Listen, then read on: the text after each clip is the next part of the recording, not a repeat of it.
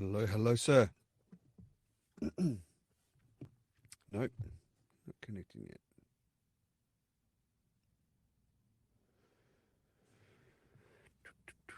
Reconnecting. Okay.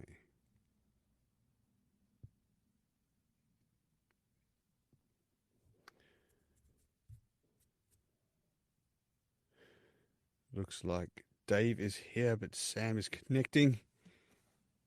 So we'll just give that a minute. Hello, Rocstedi. Can you hear me? My brother, I can hear you, sir. Good. I see Sam's reconnecting. We'll see what's going on there. She's trying to get there. Yes. Just give that a minute. How's your last 24 hours been? I was going to ask you the same. Mine has been really good. Work was busy. I got home and we had a few hours, so we ordered, believe it or not, Outback Steakhouse. We had steak, which is weird, Outback Steakhouse, but I had a New York strip, so it didn't make sense. But for a steak, and that was wonderful, and some shrimp, and yeah, it was really good. I gave my beautiful wife a massage because she deserved it. So yeah, it was really good. Right. Yeah. So it was really good. I don't know why we're not getting Sam I Am up here. We can try and call her again. I can throw you a star as well here. So okay, you've got one there, and then we can try and call Sam back here. So let's do that. Why is it not showing up for me? Here we, no. Maybe you can try and call her. It's not. She's not coming up for me for some reason. There's sometimes a glitch with stereo. Oh, there we go. Maybe. Looks like maybe. Yes. Hello. All right. Hey, Sammy. You're there. Finally, sorry. Hello. It's okay. Yes, I'm so sorry. It not a problem. Showed me connecting. Yep, I don't know what happened. So you're cutting out too, but I'm here a little now. bit. So. All good. Not a problem. I think. Dropping in and out. Yeah, must be some connectivity problems. Yep, you're still having connection issues. But anyway, Rock. Yeah, our day was good. How was your last 20 couple hours?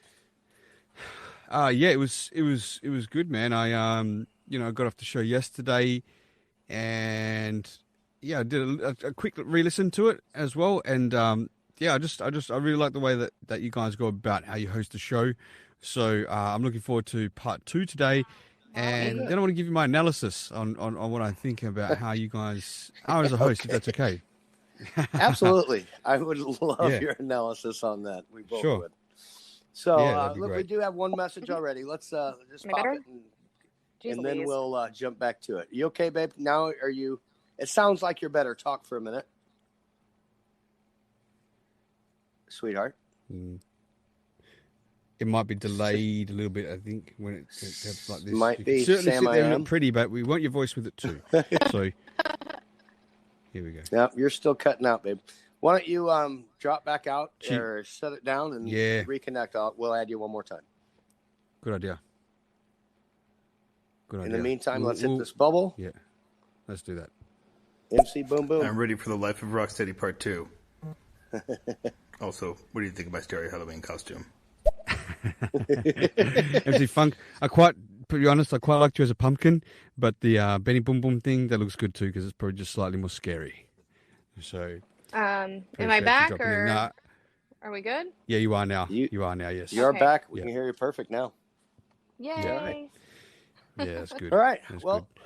As we know, we got about halfway through the interview yesterday. So anyone who's in the audience, welcome back. It is the continuation from yesterday's How Was Your Day? Moving straight into Rocstedi's Strangers to Friends, because he's the one that, of course, owns Strangers to Friends and brings people up all the time. But this is a chance to get to know Rock. It's a chance to get to know Rocstedi. So we are going to continue that now. Rocstedi, if you're ready. I assume you are. I'm ready, sir. All right, let's do it. Well, yesterday you kind of left off where you left off, and I want to make sure that I think we got to a good stopping point, but you had left off. You just talked about in the military, and you had talked about seeing the person from that you knew from your unit and hang himself, for lack of a better term. It's exactly what happened. That's exactly what happened. Is that, was there more to that, or directly after that you wanted to go to, or are you ready to move further? I guess I wanted to make sure that there wasn't any more from there. I think that was a good stopping point there. Yeah, I was just kind of winding up with the army, and and sometimes I elaborate a little bit long on some of those things for a reason, because I know that as it gets to another part of my life, they're kind of interlocked. That's why I might elaborate, even if it doesn't make enough sense at the time. But yeah, absolutely, I think that was done, and we can move on to the next question that you had. All right. Well, with that, I'll turn it over to my beautiful, lovely wife, Sam. Oh, geez. Okay. So one of the questions I wanted to, I'm still nervous again. I don't know why I get so nervous. Oh, You about have to be these. nervous. We're friends now. We spoke for hours yesterday. By the end of the podcast yesterday, I was like, oh my gosh, I feel so great. Now I'm nervous again. Good. So good. I guess one of the questions I wanted to ask yesterday and going forward is, there was one time in my life that my dad said that he would never go into politics. And I went, well, why, Dad? You'd be really great at this. And mind you, he is the most straight-laced guy. He always does things by the book, anything like that. And he's like, well, I wouldn't want people to see the skeletons in my closet. I'm like, really, Dad? That's not a part of you I know. And I can speak for myself. There are parts of my life that I'm not all that proud of, but really maybe who I am. Is there anything in your life that you could say, maybe not so much that you're not proud of, but people might be judgy about it, that still made you who you are today? Are there any skeletons or anything like that? Yeah, sure, of course. I think everyone's got that, and yeah, I'm not ashamed to hide mine. Look, if I have to call back on times for myself, which I'm not proud of, but still had an impact on me in my life, well, it's I don't know, without giving it too much thought, a couple of things pop up in mind, right? And one of them is that with that first relationship I was with, that girlfriend, my first love and all that stuff, I was so head over heels with this girl for a while. Head over heels for a full stop. But there was a point where, being your first love, I was about 16 years old, and my dad had his butcher shop, and he had a couple of apprentices there. They were in their 20s, and they were real swingers, man. They used to like pick up girls, and they were just like super studs on the market, right? And so when I was young and sort of settling down, they used to be in my ear, like, what are you doing? You're not going to settle down with one girl for the rest of your life, blah, blah, blah, blah, blah, in my ear. But they didn't know how I felt, right? And although they may have been for the most part right for most situations, no one really knows, but they did push it on me that, it's your first love, basically. There came a point where my sister's friend came over one day to my parents' house, and she was keen on me, but I didn't have anything in mind at all, like of cheating or anything like that. But she came forward to me, and when she was leaving one day when I was at the front, my sister wasn't there. She just leaned forward and kissed me, and I kissed. I didn't really quite kiss back, if that makes sense. I kissed her, but I didn't quite kiss back. And I felt so fucking guilty for that when that happened, because I was like, that's it. Like, it's done. Like, even though my girlfriend at the time didn't know, I felt fucking horrible. But it was nice. So this girl used to come back, and then I started hooking up with her a little bit. And so next thing is, I'm thinking, if it's done it once, I've done it, do it twice. What's the difference? 3 times? What's the difference? And next thing I'm out there, and I'm a little cheating asshole for this girl. And she had no idea. She had no idea for quite a long time, until my best friend at the time, who used to still go to school. Like I said, I left school a year earlier than she stayed to year 12. A lot of my buddies did, but I left school to go and work at that mechanic shop. And he told her one day, that I was cheating on her. And right, like, I'm fucking right. I deserve everything I got from that, but I couldn't believe it came from my best friend. Yeah. Because he loved her, right? Like, he wanted to hook up with her, and they did. And they hooked up, right? So I was like, God damn. But if one of those skeletons in my closet is that, at least at that young age, I did the wrong thing, but I learned really quick what that felt like to do to somebody, to have it done to you, right? Because my best friend then went with my girlfriend at the time, and that was really crushing for me. It took me a long time to get over that broken heart from that breakup, because being so vulnerable as your first relationship as well, that hurt. And that kind of taught me a lot more. Maybe I just stepped back to what originally was. I kind of got influenced, even though that decision was mine, and the situation kind of lined up pretty good for it to become a cheating situation for me. It was a really good life lesson to not treat people the way that you don't want to be treated. That was shit, right? So stand up and be a good person to people. So that's something I did take away from that, right? And there's another time I was about 19, 20 years Was old. that guy? Was that guy still your friend after? I'm just curious. So yeah, I'm still friends with him I'm still friends with him to the day until about a year ago, because we stayed. He was my lifelong friend. His mum went through a tragic time when we were about fourth grade. His mum had a brain aneurysm, so he sort of was raised by his father with his 4 kids, and he had a really tough upbringing. So he was more like a brother to me, because he spent so much time at our house. My mum used to have him sleep over at our house, and she treated him like a son. So that super hurt when that happened. But because of our relationship growing up, it wasn't right away, but it was in time, and I forgave him, because I didn't do anything wrong to him. He did it wrong to me, even though I did wrong to her, and she kind of did pay back to me, I guess, and whatever. But so yeah, it was. I'm friends with him right up until about a year ago. He came and visited me in Thailand with his girlfriend and everything, but because of this whole COVID thing going on, and his views were one way and mine were the other. The things he was posting on Facebook, I'd make a joke and a crack here and there at him, and he blocked me. I was like 20 odd, more than 20 years, 30 years of friendship down the drain. Like, you've shared my girl, man, and you're pissed off at me because I think you're joking about COVID. Come on, bro. So yeah, it was a funny thing, but I'm sure give it some time, he'll like lighten up. And he lives in another state as well, from Australia. He joined the army too before I did, and he lives on the other side of the country, so we don't see each other often at all anyway, but we stayed in touch. So I'm sure he'll get over hopefully that'll help, but okay. Yeah, that's like, to me, I think it's just, I can see his pattern. He'll be cool.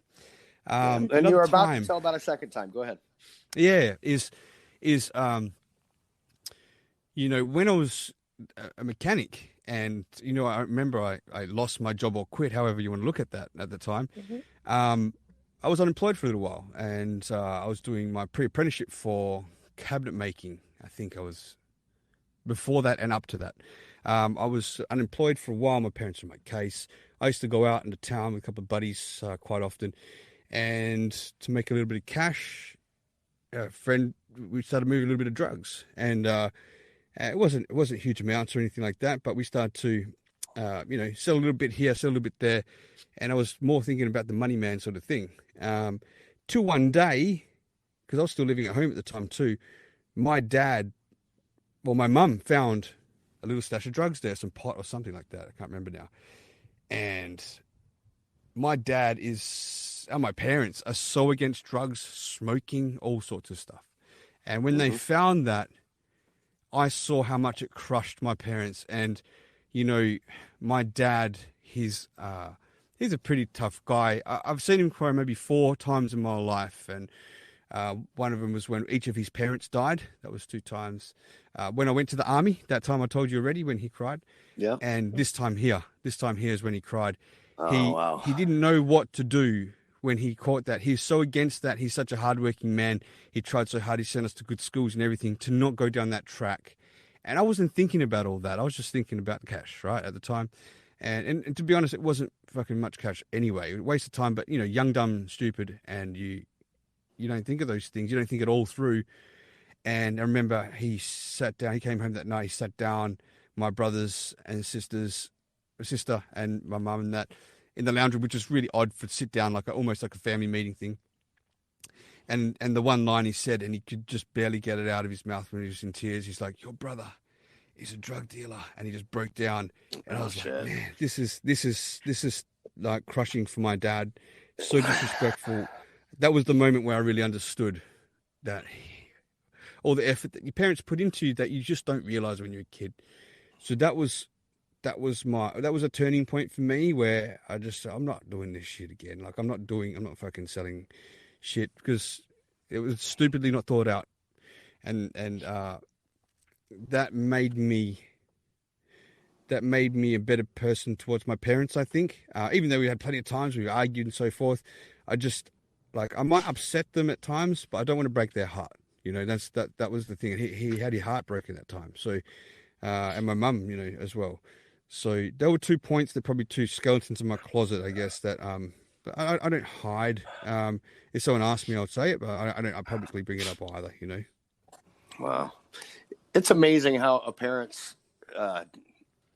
being a parent's dissatisfaction or disappointment can affect us like it does. You know what I mean? There's one thing I've made my parents mad, but if I ever disappointed them, it was so much more.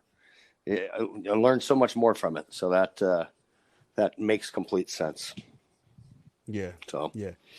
So all right. you know, if I have to think of anything else, I really don't have any regrets in my life up until the day, except for one thing: is smoking. I wish I never took up smoking. That's the only thing I regret. Everything else, like as bad as it may have been, and the experience at the time was good. I don't regret it because they were all learning process, but I don't see anything positive out of smoking at all. Cigarettes, I understand that completely, and I feel the same. Yeah. Yeah. All right. So Rock, somebody last night came on and they said, "Oh my gosh, you've been on 3 hours and you haven't even got to Thailand yet." Well, I don't want to jump up to Thailand because I think before Thailand, what happened after you got out of the army, and where did you go from there? Okay, so this is kind of where I start to form my my entrepreneurship from this point on as a person with people, relationships, and things like that. And I won't go into everything in too much depth, but kind of there's some sticking points where I was released from the army on medical discharge. I was still getting paid for like 6 months, so I wasn't in a rush to have to go and get work or anything like that. So I ended up setting up a little fencing business. Got a buddy of mine involved. We did that for a while. We had not a falling out, but we weren't seeing eye to eye with things, so we kind of split on that venture. And then I went into doing some like an installation business of my own, which kind of helped me get up the deposit for my house and everything like that, which carried on. And that was good. And then I was kind of like tired on the tools for a while.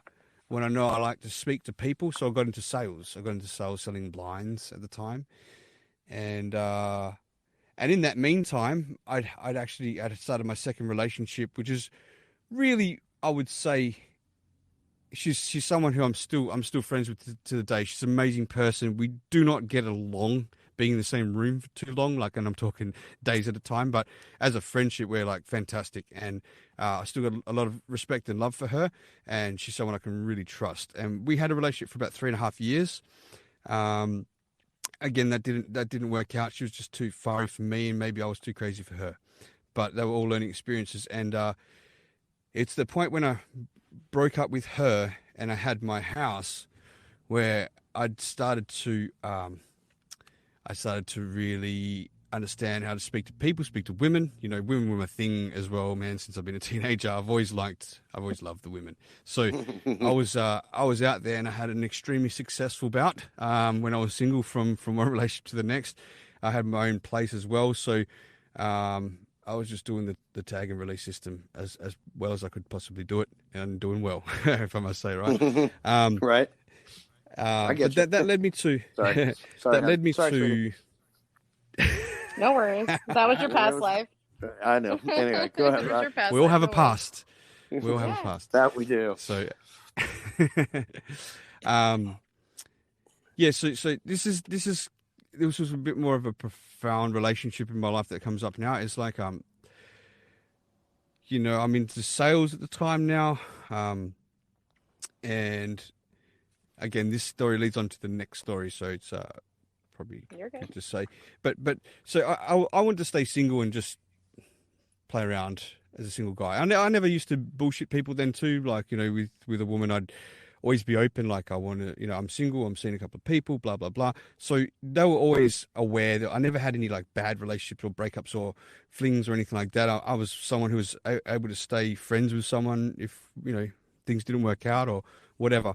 But I had this one friend girl that I met from years ago when I used to work with my uncle as a kid. And we sort of stayed in touch, and I just really connected with this girl as a friend. Not your average, not my average type of girl that I would normally go for at all. Like it was kind of like left of field, but the connection was so strong as a friendship that we started to hook up and sleep together. But we were aware that I was sleeping with other girls and things like that.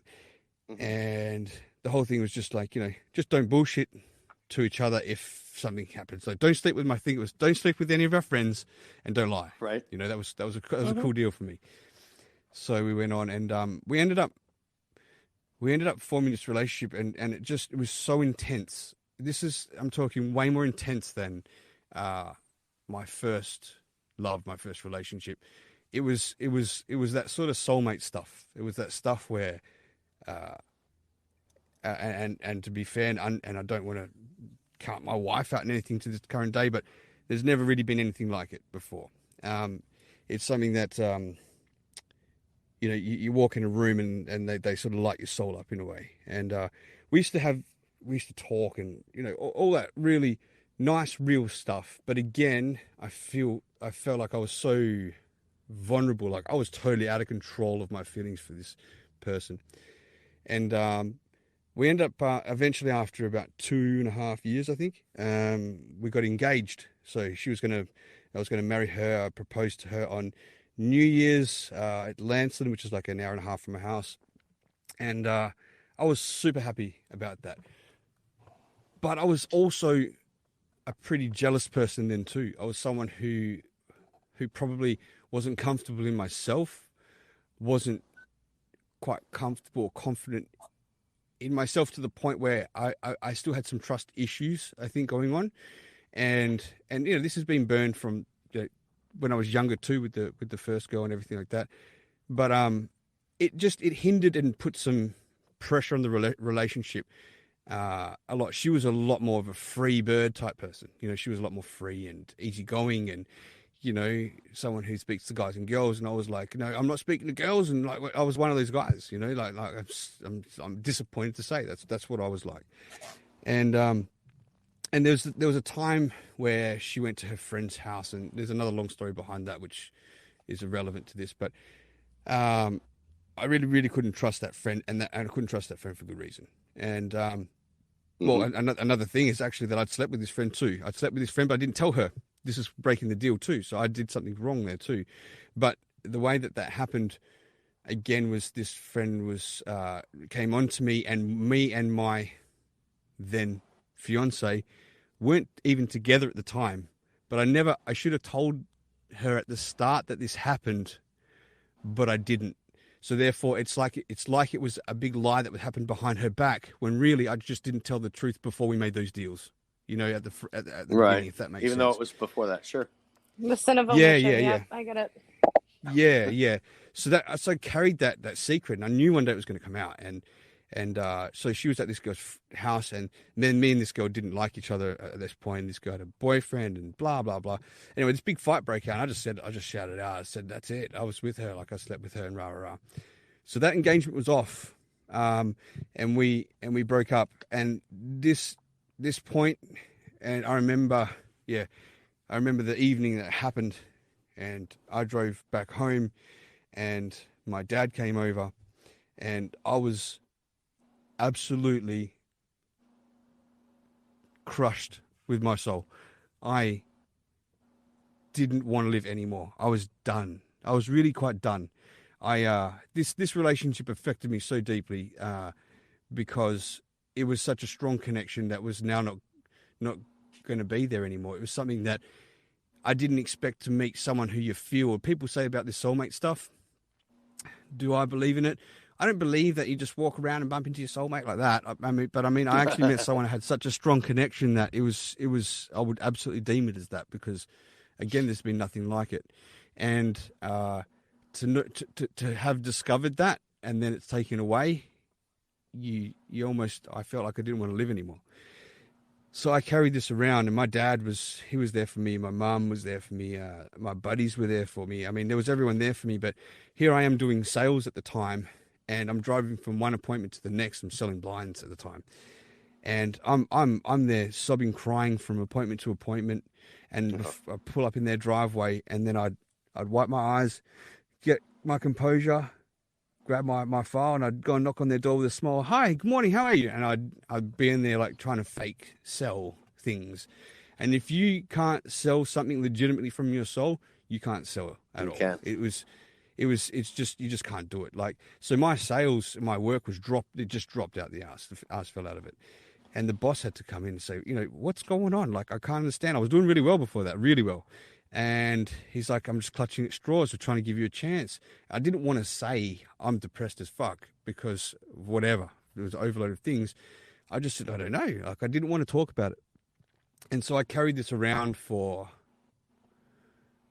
quite a while.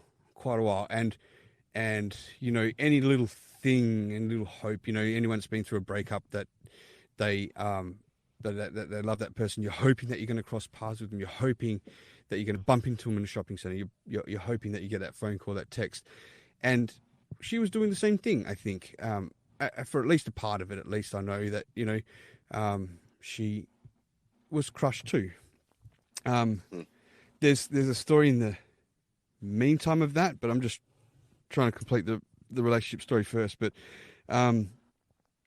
it got to a point where I really need to seek some help for my mental health, because I remember driving down the road and there was a bridge and I just wanted to veer the car off it. I just wanted to turn and feel that pain being ended was better by doing that than to carry on my day-to-day life. And it's not the case. For anyone that's feeling down, it's not the case, and that's why I'm a huge advocate for mental health on stereo and off when people are feeling down, because I've been there and I know how it feels like, and there's definitely a way out, and there's definitely a process to get out to know how you not to go back there.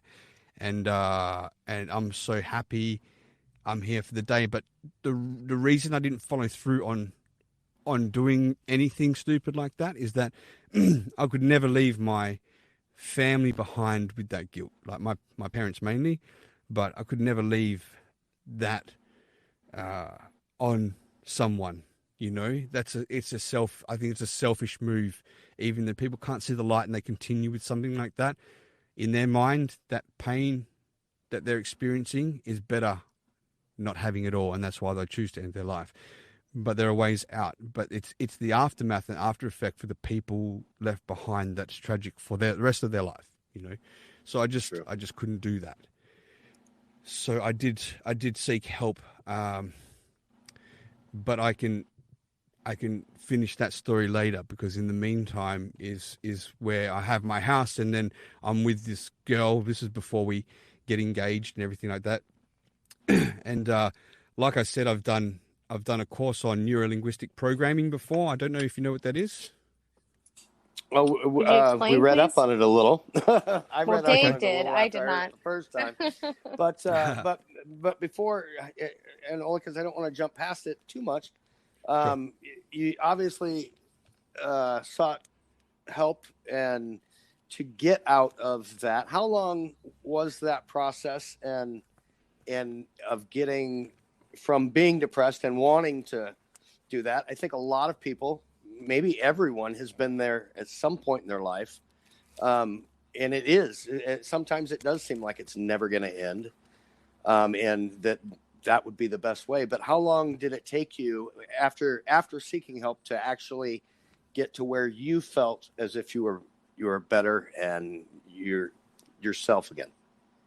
Okay, so that's a little story in itself, which I'll wind up from the Mexico story back to that. But the point it took was from when I first got help. It was maybe 3 or 4 weeks. It was really quite quick.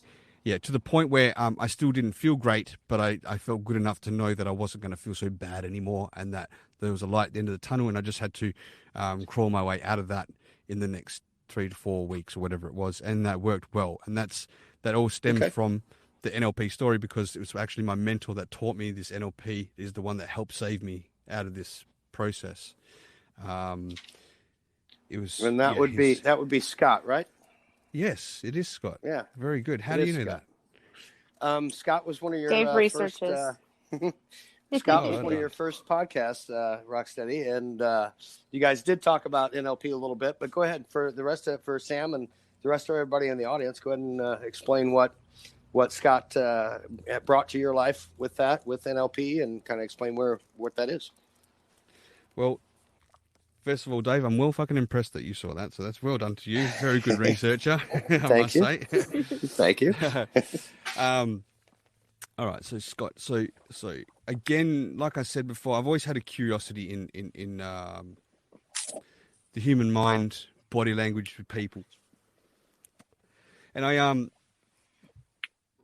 went to a place one day up the road from my house. I saw this brochure about hypnotism, how you can hypnotize people, do a course.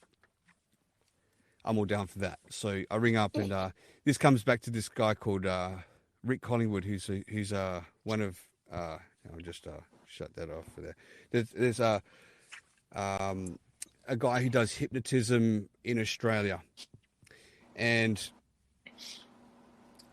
I booked the course for him, but he was, for whatever reason, he wasn't able to go ahead with it. He wasn't able to go ahead with the course. But on the brochure was a thing called NLP. It's neuro-linguistic programming, learning about the reprogramming of the language of the brain.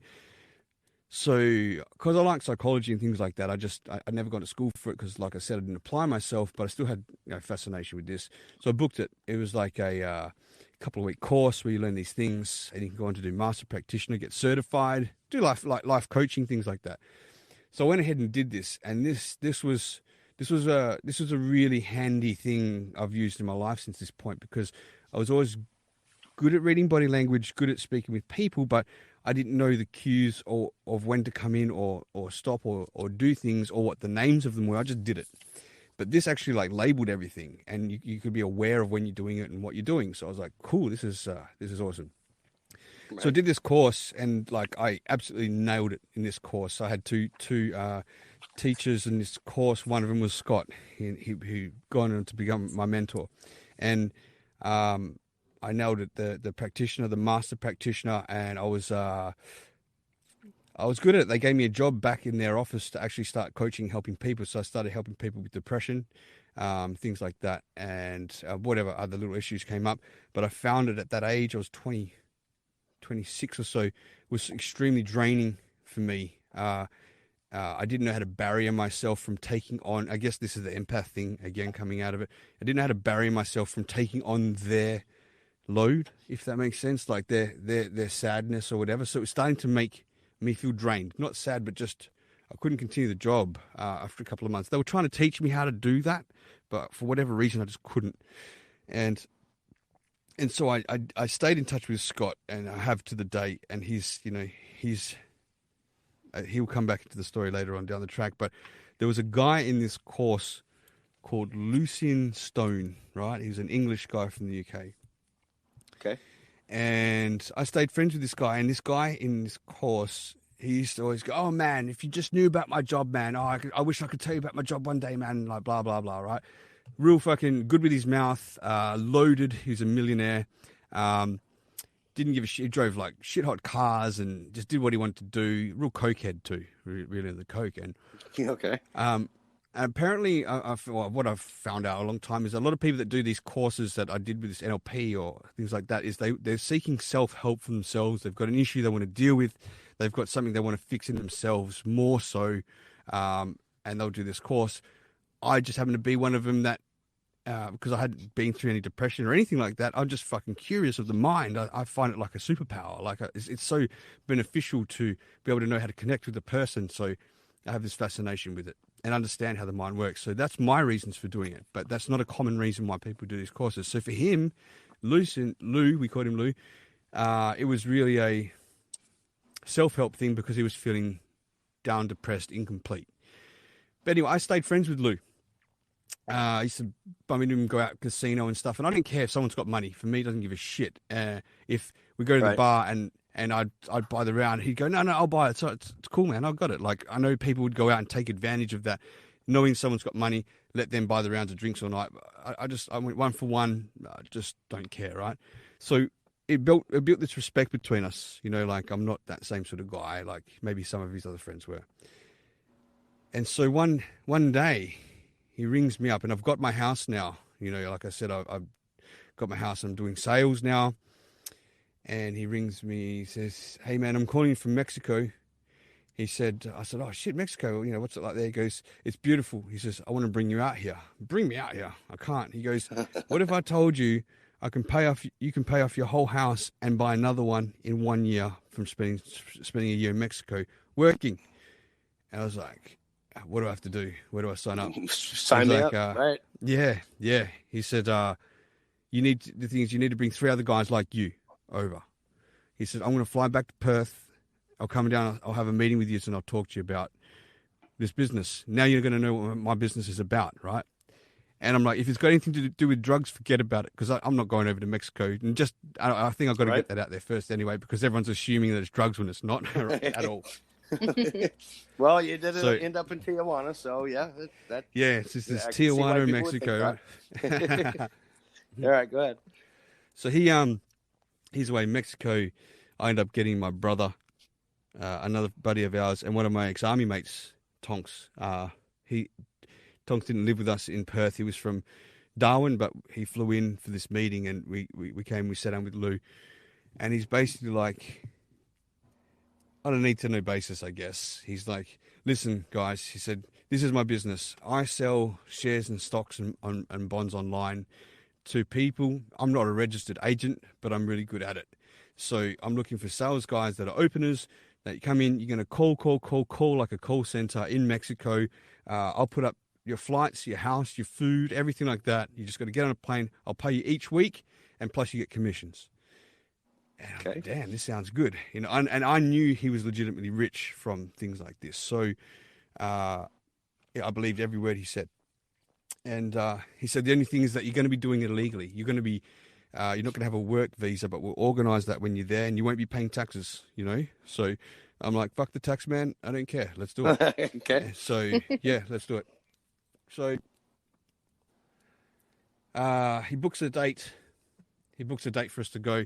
We go on this big trip to Hollywood. We go from Perth to Sydney to LAX, and from LAX down to San Diego, and we cross the border. And once we cross that border, I don't know if anyone I'm sure plenty of people in the US here understand the difference from crossing from San Diego to Tijuana. It is just an absolute different world on the other side of that fence. Like, it absolutely is. Immediately. It absolutely is. Go ahead.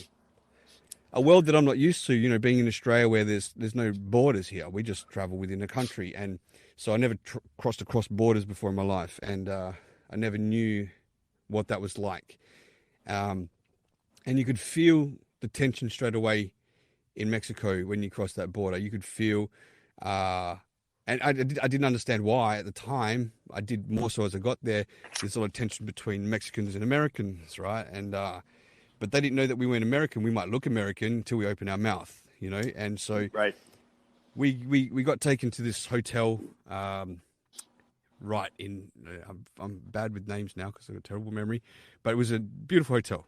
In the hotel, and this guy Lou hadn't organized the house yet. He was too busy then having a coke habit, getting on cocaine big time. Like, he was a real cokehead. Yeah, being from the UK and all that. And I think that's their thing there, right? And so we basically lived in the hotel. No, not all of them. No, I know, no. Yeah, but that's their I think their drug pandemic is epidemic in that country is more probably coke, whereas in Australia it's like meth, right, and whatever. So expected, right? Whatever. He's having fun. Who cares? He's flown us out there. We've got fucking room service for meals every day, but we were actually too scared to go out in the streets because of all these gunshots going on and stuff, which we've never been around in our life, So what happens then there? Eventually we get this mansion. Lou goes out and he rents this mansion for us. All these bedrooms, upstairs, downstairs. It was barely furnished though, but we just thought this is fucking great. Like, this is fucking awesome, man. We still haven't started working like 3 weeks into it. We're still at the hotel until we move to the house, right? So he brings us down finally to this And I don't think I'm doxing names here when I say stuff, because this is all public information on the internet, so people can actually verify that this is true what I'm saying, right? Okay. We go to this building called El Toro. It's this building which was kind of high security, and right up on near the top floor, pretty close to the top, was a whole floor space just for this business that he's talking about, this selling stocks and shares. And we had a room to ourselves. There was only 5 of us in there. It was me, my brother, my 2 buddies, and Lou. And in another room was full of Americans, full of English, and 1 American, Tommy. It's Okay. Uncle Tommy, right? So he was an older guy. On another part of the floor was a guy called Stephen Michael Cohen, and that you can Google if you want. And I didn't know who he was at the time. Stephen Michael Cohen, this American guy. It was his floor that he owned, apparently. He used to do, apparently, businesses. He'd stay up all night and he'd sleep in the day. He just had an odd life. And he used to fucking talk and rant and repeat himself like you wouldn't believe. But we're in this room and we start meeting some people from South America are coming in there speaking to Lou about these company stuff, and some cartel dudes are coming to drop off coke to Lou, and it's just feeling really super dodgy. But our job at the time was we had to say we were in Zurich, Switzerland, and calling people from the UK and having to sell them stocks and bonds, right? But we weren't registered agents. We knew that part, so we knew what we were doing wasn't quite right. But we didn't know that what we were doing is we were selling stocks and shares to innocent people who were believing that we were agents, like verified, certified agents, about information of stocks and shares in a company that's going to boom, when really that company was about to go bust. And somehow these guys from South America, they kept everything really discreet, so we didn't really know names properly. We see people that were ducking and diving, so we couldn't build those relationships, right? But they were saying things like, so that they were making deals with the companies that are about to go bust. They say it's 22 cents. 22 cents. How are they doing it? So yeah, they'll try and sell the shares for 22 cents in the dollar, right? They'd give 1 or 2 cents to the company that was going to go bust. They'd keep 20. The whole thing would fold, and the person who invested their money would lose their money. But they couldn't pull their money out because they had a certificate of the shares that they couldn't sell it for a 12-month period. And, wow. But because people are so dodgy about this online thing, they do it through an escrow agent. But what we didn't know so well, no, it was a legitimate escrow agent that was owned by the mob in New York. Oh, So wow. the whole thing was like all underground, and we didn't know. And it took us a few weeks, because we were just told, here you go, here's the phone numbers, call, smile and dial. Just keep calling, and this is your line. You say that, you get someone to open that invests a couple of £1,000, and then you pass the phone to us. That's it. That was our job, and we'd get like a percentage of that. But we weren't doing very good, because we didn't know what the hell we're really selling. We didn't have enough information to sell it, so they're trying to give us as little information as possible. But we couldn't, again, deliver the sale because we didn't know. We can't sell from the heart. We don't know what we're selling. And it was just all these little clues over time that put pieces together that we started to really find out that it was dodgy, and, finding out that companies were going down, because we'd researched the companies ourselves. We'd find all this stuff out. And so we weren't telling Lou about this anymore, because Lou would come in, get high, and go home. And we're in the room ourselves. So we just started playing around. We're like, we're not fucking selling to innocent people, like taking their money. Oh, wow. So we had all this, we were just playing a game then. We made like, busy room sounding things on loop, like we're in the background. And because there's so many English, like, I named myself Joseph Wiseman. So I'm like, hello, Joseph Wiseman calling here. And we just say like things like, I'm wondering if you're having a nice bowl of spatchcock today. Ha, ha, ha. That's right. And we'll just play the game, like, just to get a laugh out of it. And we'd put it on speakers. But Lou's getting pissed off because he's hemorrhaging cash now. Each week, he's paid for a holiday for these guys to come out, go to this hotel, living in this fucking big mansion, right? And no sales are coming in. So he's getting pissed off. And so at the end of the day, I mean, that Mexico story in itself is a 2-hour story, but at the end of the day, he cracks the shits, and he sends us home. He says, that's it, we're done. this thing's folding. I'm not making any money. We're done. But Wow.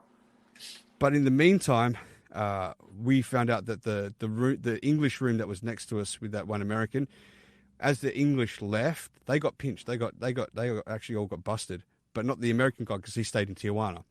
So as this was happening, we're putting two and two together. And Steve Michael Cohen, who owned the floor, knew that this was happening, saw that it wasn't working, and he started coming. He started giving us information. He started saying, "You got to be careful what you're doing with Lou there. Oh, he's not telling you the full truth and all this stuff." So we're like, right. He goes, "I've got something going on though that's legitimate. You can look it up. It's the First National Bank of Mexico. We've got the papers. We've been doing this for years and blah blah blah. We're ready to launch it. Lou's going to send you guys home. Or he's going to put you on the streets. Go home, right? When you get home, I'll fly you back out to Mexico." And wow. you work for the First National Bank of Mexico selling bonds to people. And we're like, fuck yeah, this is legit now. And we love Mexico. So we, after a couple of months there, a few months, we packed up. Thanks, Lou. Sorry, that didn't work out. We went back to Australia. I think we were home for about 2 weeks.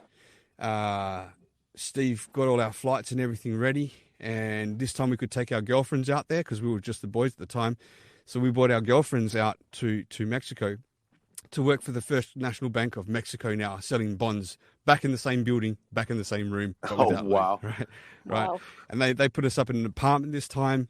But we had a boss to answer to. He was the vice president of Pepsi Cola in Latin America before he was in this job, and he was going to be the vice president of the First National Bank of Mexico. And this guy, his name was John Hyland, and John Hyland is an amazing person. He's a legitimate person. He is someone who was a father to us when our parents weren't around over in a country that was super dangerous and we had no guidance. He was someone who taught us about business. He was someone who taught us about life. He would have these mottos, and I just talked about this on the show I did with Crypto Nomad, is that he was successful in business with people because his whole theory and motto was people work in a pyramid system. The boss is at the top, and all the workers at the bottom have to work and pass the money up by what work they're doing to the boss, and the boss gets success. But his was, I turn that pyramid around like a filter. I make sure that all the workers are working and happy and fine in life. And that filters down to me that way, and I've built a respect and a rapport with my people, So he taught us these sort of lessons throughout this business venture. His son joins us. Uncle Tommy joins us then. Big Tommy from the American from the American, get pinched. right? Yeah. So now there's there's 5 or 6 of us, 7 of us now calling up trying to get bonds from people to invest into the bank. For their long-term investment. Now, one guy didn't come back with us. One guy, Banis, he didn't want to go back. But as we're over in Mexico, he starts saying, "Hey guys, you got to look up Stephen Michael Cohen." So we look up Stephen Michael Cohen. This guy's been done for fraud. He's been done for, when the internet first came out. There's a guy called Jerry Levine, and Jerry Levine. No, it might not be Jerry Levine. Yeah, I think it was. Sorry, I'm bad with the names, but there's some stuff I'll be specific with. This guy that wasn't Stephen Cohen, it was a buddy of his, started a website called sex.com. Like fucking straight off the bat, internet first comes out, sex.com. This thing's doing really well. It's making millions and millions of dollars. After a period of time, Stephen Cohen, who's a fraudster, he's like a counterfeiter. He's like a full criminal, which we didn't know. He was able to replicate some real stamp and transfer the business of sex.com into his name. So he took ownership of it illegally, right? And then he was on the run in Mexico. This is the same guy that, I'll get to that. So basically, is the story making sense so far? Because there's so much going through my head. Okay. No, you're good. You're doing great. Okay. Trust me, I'll back you up if I'm confused. Sure, Go sure, ahead. sure. So, uh, so he took ownership of this business for 5 years, sex.com, and he was on the run. Finally, he got caught. And I think it was Dog the Bounty Hunter that caught this guy. And I don't know if it was Oh, for that situation or a different time, but I know he's been picked up by Dog the Bounty Hunter, if you know who he is on the American TV. Yeah, We do absolutely. know who he is. Yes. We know exactly. Yep, yep. And this guy ended up spending 4 years in a federal prison, and he had to give ownership of this website back to, I think it was Jerry Levine, and I think I'm wrong with that name actually, but yeah, regardless. And he had to pay back $85 million of losses from that 5 year period that he took over this business. Well, the feds wanted the money, and he said it was so locked up. He was so secretive. It was in whatever accounts and stuff like that. Only his lawyer knew where it was. So he cut a deal with the feds to let him out, and he'll be able to pay the money. Or I'm a little sketchy on these details here. Somehow he got released in exchange for bringing the money back. And when they got out the courthouse, some Mexicans came up and sprayed the car with bullets, and to try and kill the lawyer who knew where the accounts were. But instead, it killed killed the lawyer's 5-year-old son. And Oh my goodness. and so this caused a big problem. And then we started to realize that, like, we're involved with this guy who's a full fucking criminal, and he's got all this undercover accounts and businesses around the world. He had windows in Amsterdam, and we just wondered about the legitimacy now of the First National Bank of Mexico. But Right. finding out this story, we actually tried to ring up the government and find out if the papers were registered and everything, and they were. It was actually legitimate what we were doing. So it's like, well, he may have been a crim. Maybe he's turned his life over. I don't know. I'm still young. I'm in my 20s. Going, if the bank's legit, we're not doing anything wrong. Because then he wanted he also wanted our passports to get our work permits and everything like that done too. So we've given him photocopies of our passports. It's on his desk and everything that. Then, so but he was still quite cold. You could see that if we weren't doing the sales, he said, if you're not picking up the sales, I'm going to throw you on the street, like straight up like that. And we're like, shit. But John Highland, who was like really taking care of us, he would have us over for dinner. He actually lived across the border in San Diego. So we'd cross the border, have dinner at his house, cross back to Tijuana, to sleep for the night or whatever. And he was really taking care of us. So whatever John said went, not what Steve said went. And, finally, we one of the guys hit a big deal where he was bringing in $100,000 to this bank for the bonds, and and we were using all voice over IP phones in these rooms, so that obviously couldn't be traced, because this Steve guy was really computer techie, so he understood about hiding things, and the internet wasn't as strong back then as it is now with all these security things like we have now, right? So it was probably a lot easier to do things. And so all the phone systems were set up by him and everything like that. When Tonks found out that he brought this $100,000 deal onto the table, John's like, stop. He comes to the room. He found out. He's like, stop, guys. He had this private meeting. He goes, Steve's going to swindle the money. He's not going to do what you think he's going to do. The bank's legit, but he's not legit. We're like, right. What the fuck do we do here? He goes, don't worry, because he's got this other bank set up. I can't remember the name of it right now, but he'd been setting up with his buddy, who's supposedly legitimate. You need to try and get them to put the money to this bank, not the First National Bank of Mexico. And you need to leave Steve, and we'll take over the payments for the apartments and all this stuff. And we're kind of stuck there, man. And we're like, we're making these decisions. We're like, fuck, I'm speaking to my brother. And Steve used to treat us like shit. He used to treat us like shit, but after we were there under his watch, right? But John wasn't. So when this conversation happened, John had called Tonks about that too, and he told him on the phone. But lo and behold, because Steve was controlling the phones, he had recordings of everything, and he caught that recording about Tonks and John talking about not bringing the money to First National Bank of Right. Mexico to put it to the Oh, other wow. bank, Okay. but not for me and my brother in that, right? So one day we got this call just after we found all this. This is within 2-3 days, right?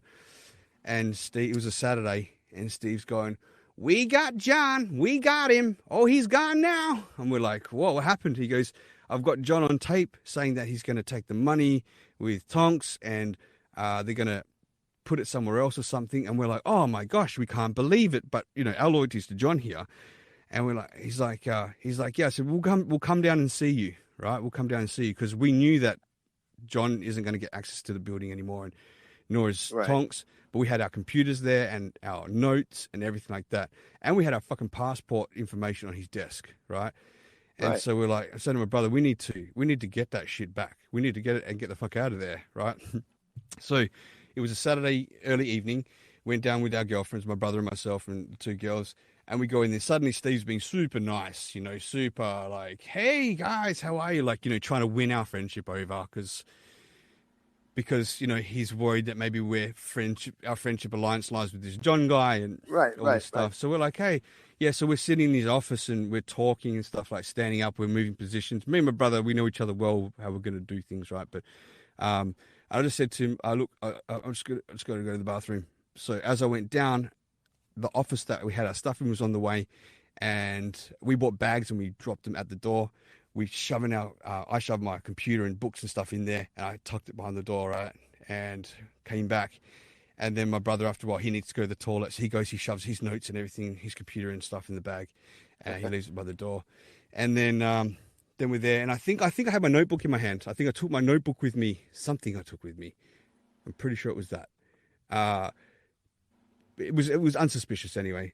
And so as I said, Steve liked to talk and get like off in his own stories in his head.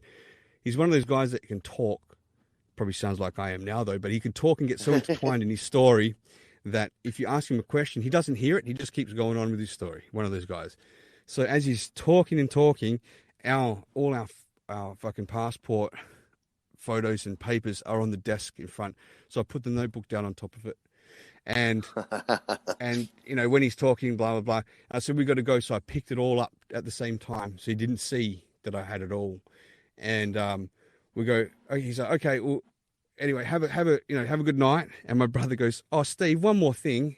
He's like, "Yeah." He goes, "We've got a party tonight with some Mexican friends, but we've got no money. Could we get a borrow?" And he goes, "How much do you want?" So my brother's turned around and fucking, we got like $400 each from him or something. And Nice. we bailed, right? That was a Saturday. The next work day was a Monday morning. And we knew it was just a matter of time. Monday morning comes, I think it was 7:30, 8 o'clock. We're not there. He realizes, he starts ringing our phones and stuff. And he answers, he's going, "I'm going to just get my lawyers into you because you're swindling me and all this shit." And we're just like, "Look, you're the one that's swindling people, man." And we kind of left on bad terms. But then he starts threatening he's going to get us killed in Mexico, right? So we're like, fucking hell, man. So we're really on our toes now. And believe me, there's a lot of little things happening in between this, but this is kind of the gist of it. And so in the end, the guy, Tonks, he actually gets a threat. And so he just disappears overnight. He just goes. He's like, "I'm leaving Mexico." Left all his stuff and just bailed over to the States and left. And it wasn't long before we were going to go either, but we were kind of getting looked after by this John Harlan guy. And he really protected us. He looked after us. He spoke Spanish at the times about the rent and all this stuff and make sure we were good.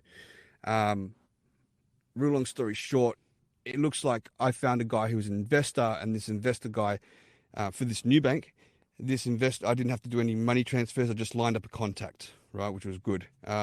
So that John and this other guy had to go out and speak to him face to face. And apparently, this is the story they told us. I never got to meet the guy. They were going to invest in this bank at a certain amount of time, and they were talking about the whole global economy. And this guy was supposedly part of the Illuminati group and all this shit. And so John's like, "Go home and we'll call you whenever that time comes. If you want to come back and continue this, we can." So we remember, getting on a plane and going back home to Australia. And we stayed in contact for many months. And I really can't remember now if that opportunity came about or not, but we decided regardless that we weren't going to do it. Maybe it did, and he asked us, we said no, or it just never came about. But that was kind of our Mexico time. There were some little highlights of it before I got back to Australia. Wow. Yeah. It Wow. could be a And movie. so that time you went, and when it was time to go back, you're like, yeah, we already kind of got burned twice. Yeah, yeah, man. I Yeah. was like, how You much know, can we Thanks for take no here, you know? fool me once, fool me twice. Man, Rock, Yeah. and Rock, I've been to Tijuana, and I've been to Mexico, and I always knew it's kind of a dangerous place when you cross that border. And now, when I had to cross that border, I was in the Navy at the time, and we literally crossed the border wearing. I mean, you knew we were Americans. You know, we didn't wear our uniforms, but you just knew we were Americans, and that was a scary place. But I tell you, Rock, that story right there is a part of Mexico, and a part that wow, didn't even know that scary part of it existed. So thank you. I appreciate that. Yeah, man. It was, yeah, Wow. like I said, that's just some highlights about the business side of things, but there was some other hairy moments. But yeah, like I said, the Mexico story in itself is a 2-hour story. But Well, Sure. while we yeah. get here, real quick, because I haven't done it yet. There's so many people in the audience. I do want to call them out real quick. I want Yeah, to say let's do hello. it. Jen Sucks, Lolly, be good. And actually, while I'm calling these out, you might want to just look. A couple people are you, Rocksteady, Are for they? Halloween. It looks like, yeah. Okay, Anyway, let me Lolly have a be look. good is also here. Teen Wolf, MC Joey Butts, Legends. Thank you for showing up. Queen Latifah, what's up, Kaylee? How are you? You've got MC Rocksteady. And Brucey Boy 85. We've got Juice Rock Carson, and of course Mr. Boombastic, Mountain Mama, and Why Nino. Anyway, Nino, guys, hey thank man, you that's for my being buddy from here. Perth too. Yeah. Oh, awesome. Very, Yep. very great. Guys, thanks for being here. Special shout out to Boombastic. He's been messaging me in the background, and thanks for sharing the show, you guys. Thanks for being here. We are just beside ourselves to be able to talk to Rocksteady. We're going to go through a couple more. Do you mind? I'm going to play a couple messages. Do the messages, yeah, And that's then a good idea. I'm going to hit those because they're one or two of them's a bit old. But here's Juice Rock Carson. Well, hey, Rocksteady, I can say beyond a shadow of a doubt that I'm very happy that you did not veer off the bridge like that. I just imagine when you were telling that story, I was thinking of It's a Wonderful Life, but instead of your guardian angel being some fat little guy, it was Crocodile Dundee. And he was like, crikey, you gonna save me or what? And you're like, oh, wow, no, we're Aussies, so you can do it yourself. Once he climbed up, killed a couple crocodiles, he showed you what your life would have been like without you. Well, it wouldn't have been your life, it would have been ours. Oh. I wonder what that would be. I bet Elvis wouldn't have been banned, that's for sure. It's all your fault, you son of a bitch.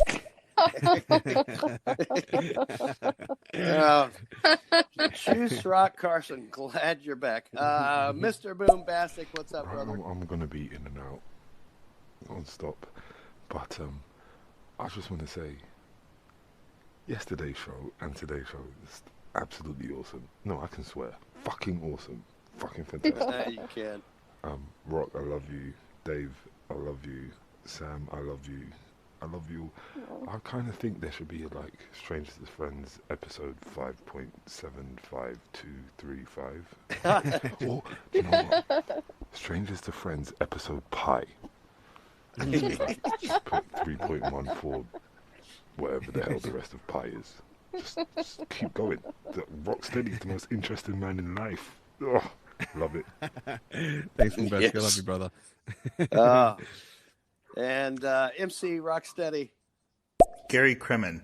Cohen stole sex.com from someone named Gary Kremen.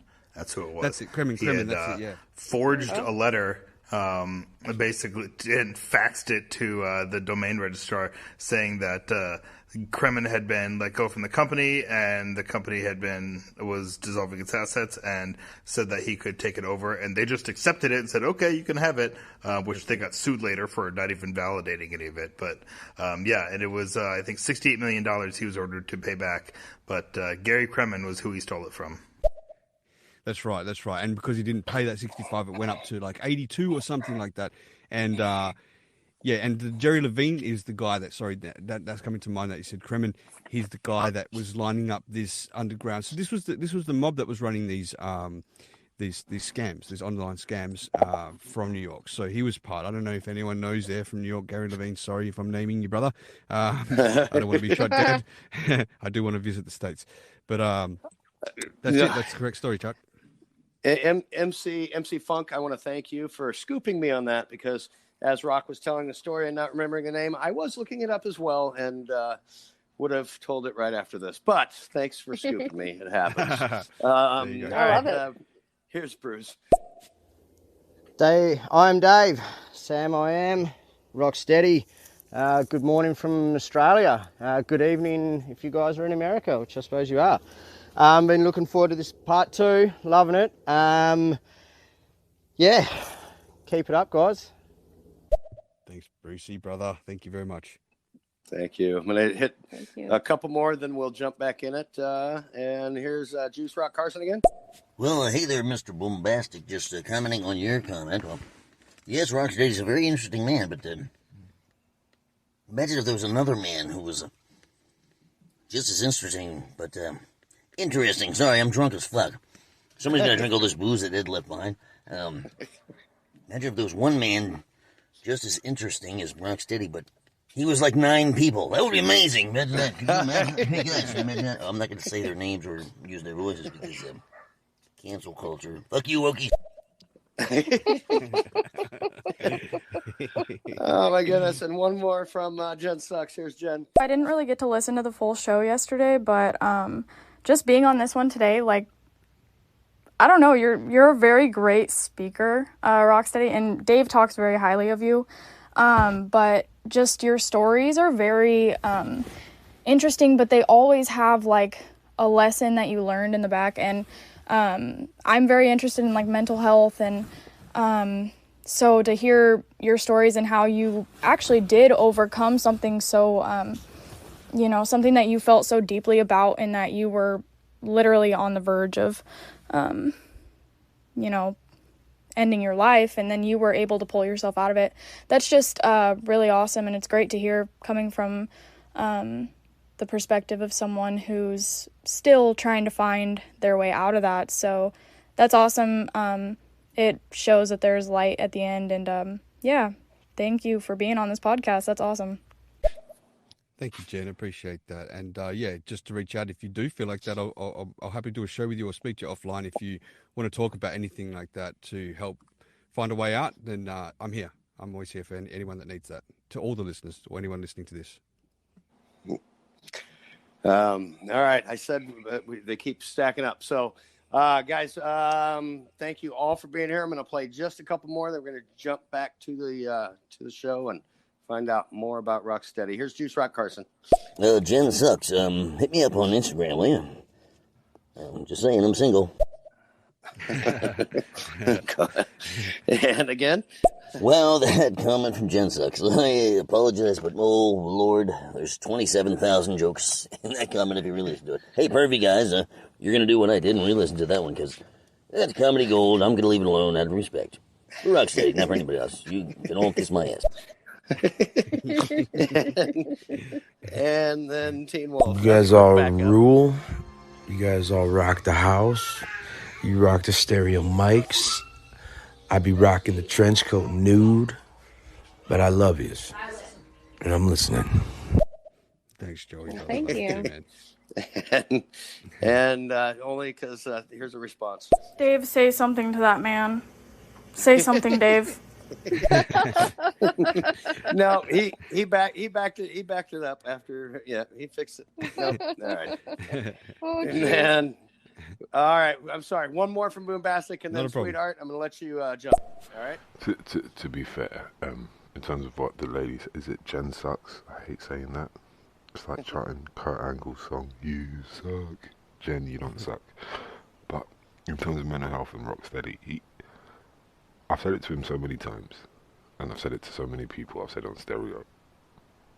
I can say myself, just me personally, Mr. Bombastic, Josh, as a lot of people know me, this man almost single-handedly, with the help of my other friends, saved my life this year.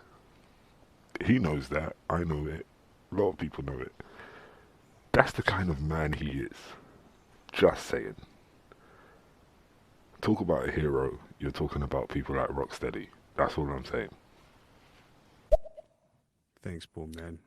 That's kind words, brother. I love you, man, and I love how far you've come to this point, brother. I'm really proud of you. And truer words couldn't be spoken about you. That's the effect you have on people, Rocksteady. Anyway, all right, sweetheart. If you're ready to go. Okay. I don't know. Where do we go from here? Well, so I guess what's next? I mean, okay. So you live in Thailand. How long did you live in Thailand? And what took you there? And what took you there? Yeah. When did you go? Yeah. Okay. So, I first visited Thailand, I think 2006. My mother, she got cancer. She had breast cancer initially, and that was a huge shock for the family. It was something that was crushing too. When she told us about that day, it was pretty heavy, because you feel really hopeless when you find out that, you know, your family member, your parent, whatever, sibling, anyone that you love has cancer. Because if you haven't had experience with it before, that first bomb is deadly, you know. And she went through the process of chemo and all that sort of stuff. And when she went through it and she came out, she was in remission. She's like, we're doing a family holiday. We're going on a family holiday, and I'm taking this to Thailand, and you can bring your partners and everything. And she's paying for the whole lot. All right. God damn it. Why Asia, Mum?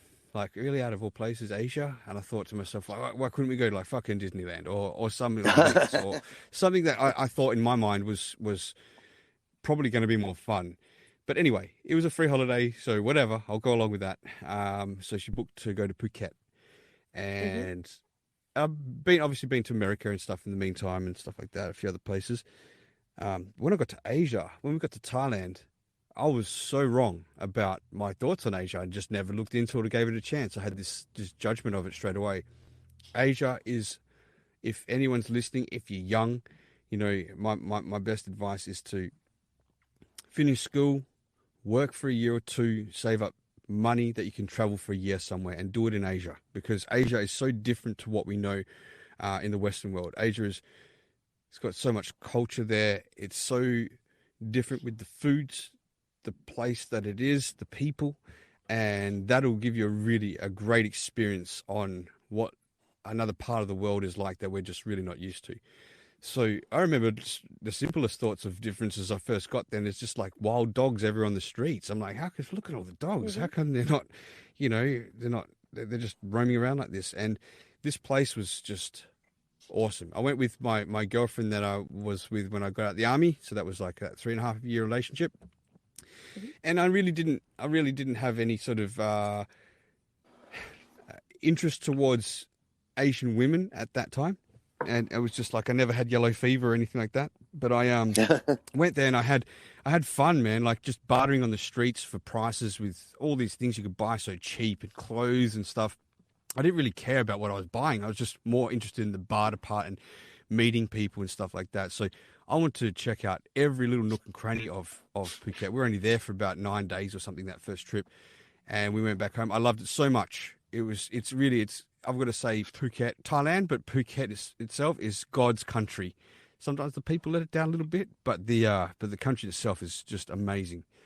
And so it was 2008, and my family wanted to go back on another trip there. This time we're paying for ourselves and stuff. I wasn't with my girlfriend at that time, and I never had this interest towards Asian women before. But lo and behold, a few months before this trip, I was sleeping with a girl she was half Filipino, half Aussie, so born here and everything like that. So she kind of had that little bit of an Asian look. She had that little Asian rig on her, and so again, not thinking Asian style at the time, I knew I was going to go over there and try and hook up with as many Western girls as I could on my holiday as a single man.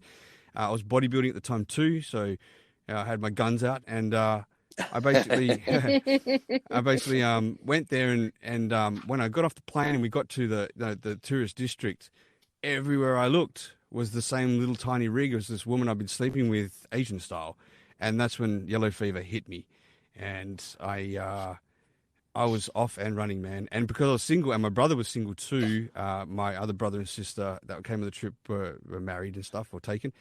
Um, I hit the streets running, man. Like I went out there with my brother and we went to all sorts of bars and places. We made friends with like Burmese people and we were going off and like, we were like, again, in that sort of helpful way. It's like we'd barter to try and get things cheaper. But at the end, when they'd agree, you feel sorry for them. So you just give them that full price anyway. It was just more in the fun of bartering, I think. And we'd help a couple of people out. There was a guy who was having a baby with his wife. And so we gave him a bit of extra cash. Money talks over there. And of course, like, they want to be your friend, but they like the whole money thing too. But they were legitimate in the friendship at that time. And so they'd invite us to their house for dinner and stuff. So we'd ride our bikes up into, like, the mountains to these little, like, nook and cranny places that just where your tourists don't go. And we go into their house. There's no electricity, at night, and they'd be lighting candles, and we'd be sitting on the floor, and we'd be eating our like banana leaves and things like that. And it was like, I love that experience. I'm not that type of guy that would want to go into a holiday and go in 5 or 6 star hotels like in Dubai drinking tea with gold flakes in it. I'm the type of guy that likes to go to like Vietnam and sleep and rough it out in the back, on the floor and live with the locals. I really, really love that. I find that that's a strong connection with people, and that's what the world really is like. The world isn't really like these 5, 6 star hotels at all. That's Right. just like nice to have for a night or something, but it's not my sort of style holiday. And so we made these friendships, and Thailand was just on my mind, man. I was like, I love this place. And this is as well, this is at the part where I'm getting over my my ex-fiance at this time too. So I've come out of this depression state, sleeping with girls at this time, and then I'm single, and the reason I was bodybuilding too, by the way, is because that going to the gym really helped me feel good from that depressed state. I knew that when I was pushing weights and you're straining and you're trying to get that last rep out, you're not thinking about how depressed you are. You're absolutely sweating and breaking your chops and trying to get that last rep out. So that I found a calmness in that, and that was a helpful thing. But that worked to my benefit too, right? So over in Thailand, and I knew that this is the place where I wanted to end up. I want to live in this place somehow. And I just had Thailand on my mind. Every time I'd go on a holiday to Thailand from there on, I would get back home and book the next one and always look forward to that. It was my thing to look forward to. And so I'd frequent Thailand 2 or 3 times a year, every year from that point. And so I got to know a lot of people. I got all my tattoos done there. I got to know people that were expats that were living there too. So I had to say it again. Right? I got to know expats that were living there as well, other Westerners that were living in Thailand already. So I made friends with these guys. And I remember I did this. I had saved up some cash, and my folks and my family were thinking nuts to go and do business over there. But I'm like, no, I'm going to start a tattoo shop over there. This is now 2010, right? When I'm with another girlfriend at the time, actually, which I'll get into that crazy thing later. But we're going to talk all night again, aren't we, Rock? you just tell me how much time we got, and I'll try and pace it into that for you. No, you're good. You're good. Let's just do what we can for the next hour or so, and we're all right. Hour and 15, something like that. Yeah, that's cool. Not a problem. Right. So I went there, and there's a guy that was. I'm just trying to figure how much of this story I can tell. There's a guy from Perth who owned a tattoo shop here. He was one of the top 3 in Australia, and he was living in Phuket. I never met him. I knew of him. He knew of me. We had we had mutual friends and things like that. And I wanted to start a tattoo business over there. And I thought he's the best one to ask for advice, because he's still got a running shop here in Perth, and he's living over in the place I want to do it. So I reached out to a couple of friends of mine. They were actually in jail with him at the time, and they sort of vouched for each other. And they said, listen, you got to meet this guy, and so he rings me up. He's a Bosnian Australian guy. Yes, brother, come stay in my house, no problem, come there. And I went there and I met this guy. He fucking took me everywhere, this guy. His name's Riley. He's a fucking great friend of mine to the day, actually. But yeah, he took me around everywhere. He's like a brother to me and all this shit. And I'm the one that had the cash for all this, right? So I said, I want to start up a shop. He's like, no, don't do it there, do it here. And I thought that was a bit wrong, but all right, listen to this guy's advice because he's got experience.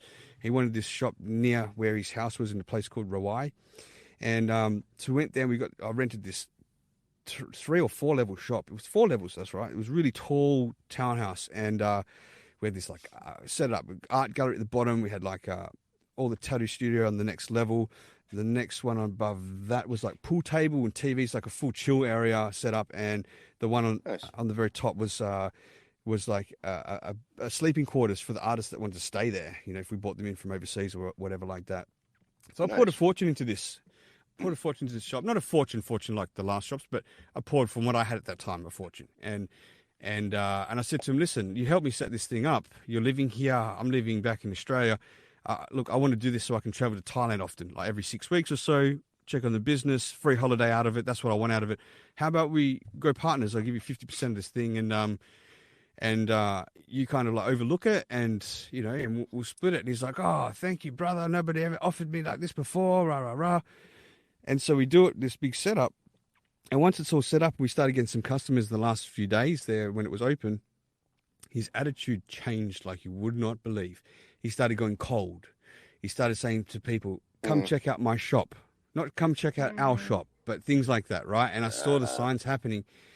And so I'd luckily met a couple of his friends there, Aussie guy and stuff, Mick, who I'm friends with to the day, great guy. And back then, it wasn't that easy. We had cell phones, but there wasn't video phones and all that sort of stuff. And this other guy, Mick, likes to live off the grid, so he only sort of had email. And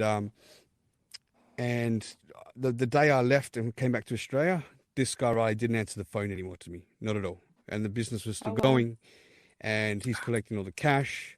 So I'm like, I was ropeable at the least, right? So I'm writing emails to this friend Mick of his. And Mick's like, I don't like that he's done that sort of thing, And I said, look, man, I know I just met you, but this is what he's done, blah, blah, blah. So Mick tried to help sort this out. And then the story that came back from that was Riley doesn't really feel like he wants to be in a partnership. So what he's going to do is he's going to pay you out. I'm thinking, fuck you, man. This was my setup, my everything. I bought you into it. Now you want to pay me out.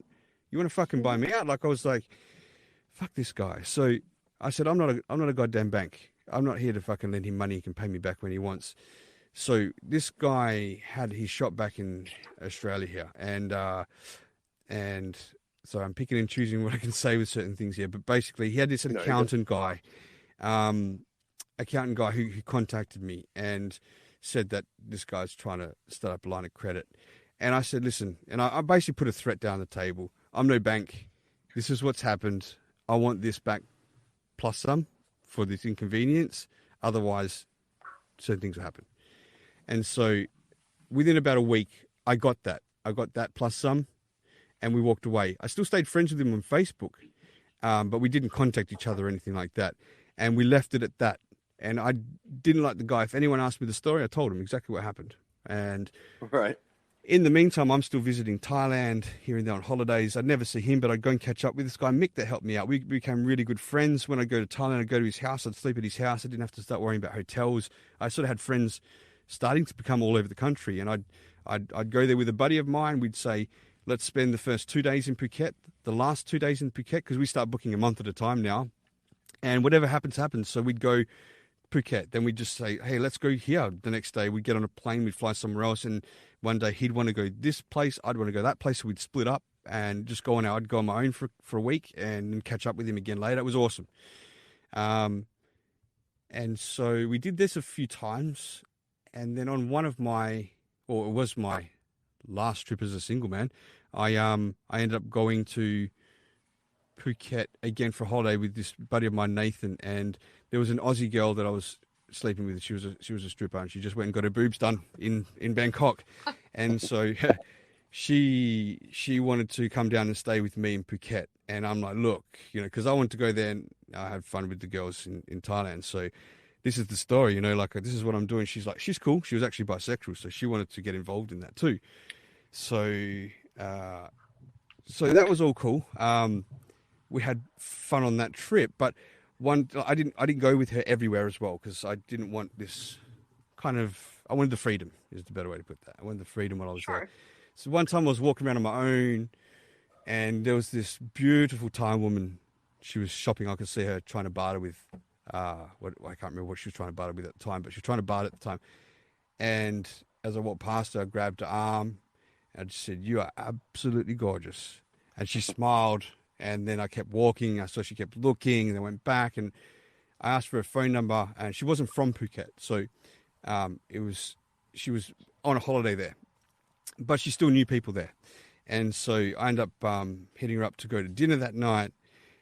She takes me out to all the Thai places, which is what I like. So she brought her friend along. So it was me, her, and her friend, and we went out. And we had this like Thai barbecue thing where they cook the dish in the middle with it's got like flames on a hot plate, and all the outside's got like a soup thing. You can make soups and cook your own meats on there. It's awesome. So from there we're getting drunk. We go to this sort of it's like a male club. It's like the female equivalent of going to the strippers in Thailand, but they're not strippers. They're males that are dressed up in suits and they sing.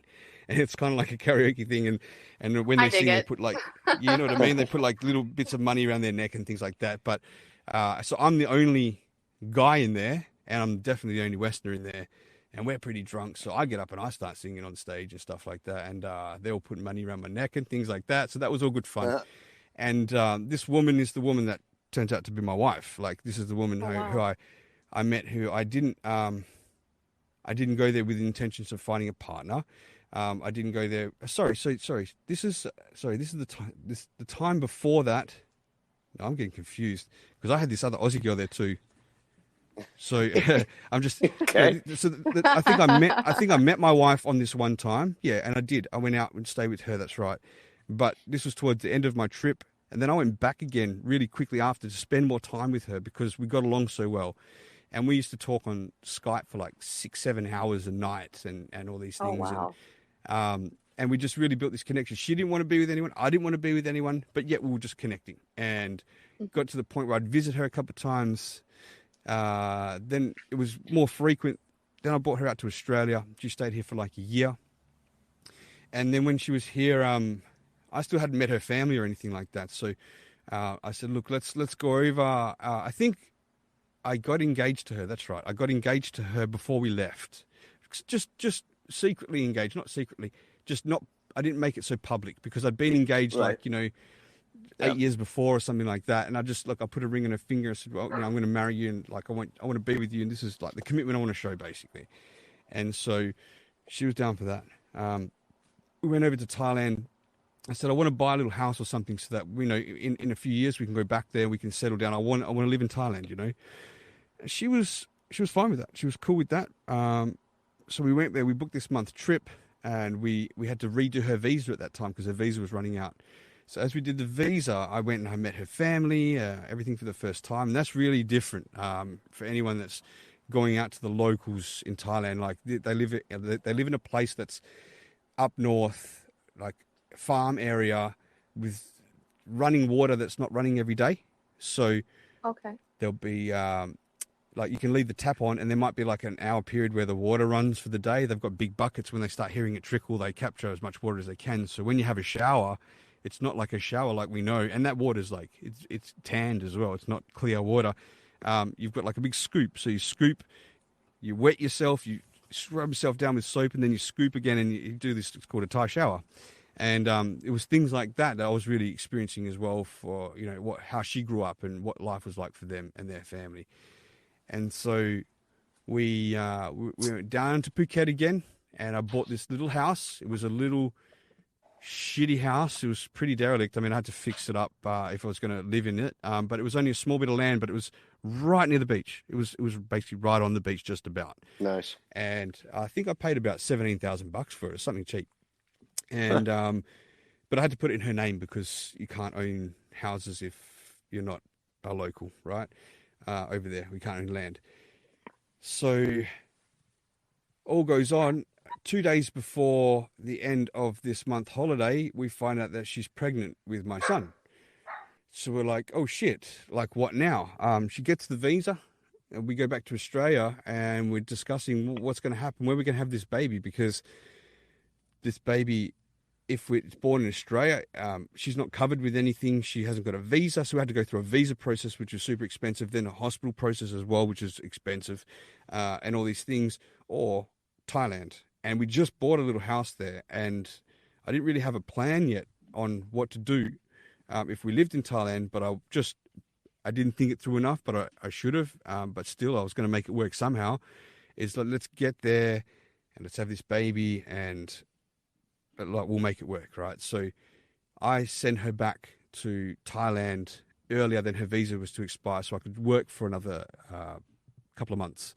And she's growing with the baby, so sending photos and then video phone of her belly growing, and I mean, it was such an overwhelming time. I'm 32 years old now. No, I'm 33. I'm hit 33, and I don't know really what my future is going to hold. I just know I've got a kid on the way, and I've got to do what I can for my family now, and after that couple of months, I fly back to Thailand, and as she was waiting at the airport, her belly's big, and it was just a great moment to see her. It was kind of tough to not be around, but I was focused on getting some work done.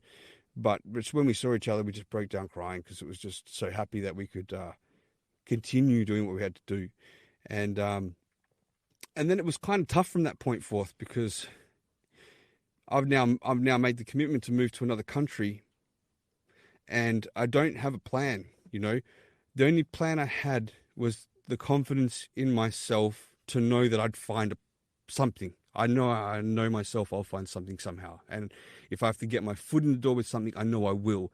But it's just, what would that be? What options do I have now in a foreign country compared to a Western country, which I'm more familiar with, where things aren't thought in the same logical sense as we do here. It's very different culture. It's tough to make money at the best of times for people over there. So I don't know, but I've got some cash in my pocket, and I go there with 3 suitcases, and I've got this little house at the moment that we can't live in, so because it's still so shitty. So we rent some bungalows for a few months, and we start.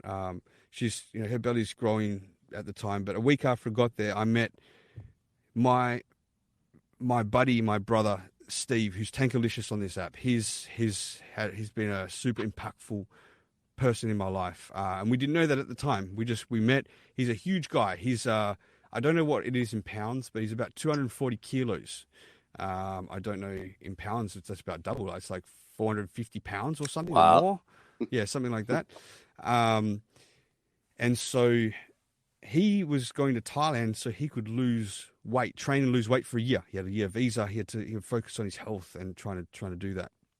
I'm going to have a baby, and but we hit it off. Like, there was a few of us that we met in the bungalows. We're still buddies to the day. All of us. All of them have been on this app actually. But me and him really hit it off, and we're sitting there and we're talking about podcasting. We're talking about Joe Rogan. We're talking about different things, and we talked about how Joe Rogan took mushrooms and got into a sensory deprivation tank, which is like a tank where you float. It's completely dark. There's no light. There's no sound.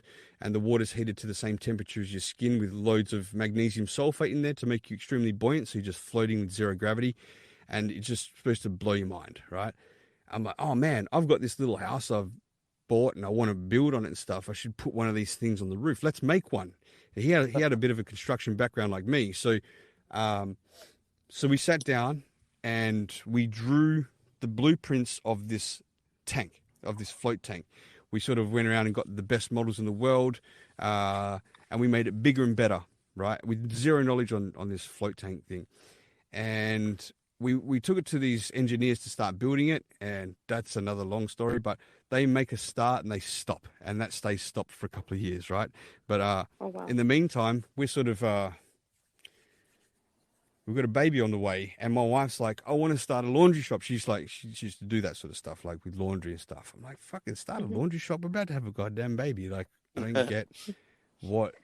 Anyway, all right, love, whatever you want, let's do it. So the good thing about it was just up the road from the bungalows, almost across the road, and it was a living quarters at the back, and there was a little shop at the front. So it was like convenient anyway. We had to move to our own place anyway, got ourselves a beautiful dog from that same tattoo man that screwed me, supposed to try to screw me years ago. When I moved to Phuket at that time, he got wind of it on Facebook. He found out where I was, and he came down. He's like, brother, I just want to say I'm sorry about what happened. I feel bad. And he kept apologizing and apologizing every time we met for the next 24 times, right? I'm like, let's just drop it. We're here now. We're good. It's paid. We're sweet. And he actually has been a great friend since, right? So, anyway, so his American Bulldogs had puppies 2 days after I got there. He's like, you can take a puppy for free and all this stuff. I'm like, I fucking will. So I took one of his puppies, which was my dog Ozzy. Yeah, this dog, because we just moved to a new country and we didn't really know anybody, and we're having a baby, and he was like our baby. This dog was super special for us, and and he was such a nice dog. So we're living in this little laundry shop. We start getting some motorbikes to rent as well, and I can't remember a couple of little things like that. But then the baby comes along, right? And it was booked in for cesarean. My son Vinny. For Christmas Day 2014, and that was a huge Christmas for me. I've got Steve, who's my buddy now for several months, our other buddy Badger, who came over from England, and we were just like three inseparable people over there. Badger's another one that's become like a brother to me, and we had Mick. So they come down because my parents couldn't quite make it on Christmas Day. They had to come a couple of days after with the flights to come over and see. So we had the baby at the hospital, my son, and that's one of the happiest moments of my life by far. It was just surreal. The 4 days or something that we were there is almost all a blur except for his face. It's just like it was that little Rocstedi that you could raise and grow to. That little blank canvas that you can teach the things that and that little reason that you've got to do everything in life for him, and I love my wife, I love my family, but I don't think there's any real love like you have for your kids. They say that there's no such thing as unconditional love, and I believe that in people's love stories, because there's always conditions in relationships. Like you won't be with someone if they're out there cheating on you and things like that. As simple as that, there's a condition, right? But when it comes to your kids, I think that's unconditional. I mean, they could do whatever they have to do in this world, and no matter what, you'll always love them, But anyway, so this is my son. He's, we've got little pictures of him with a little Santa Claus hat on because it was Christmas Day and things like that, which is cool. And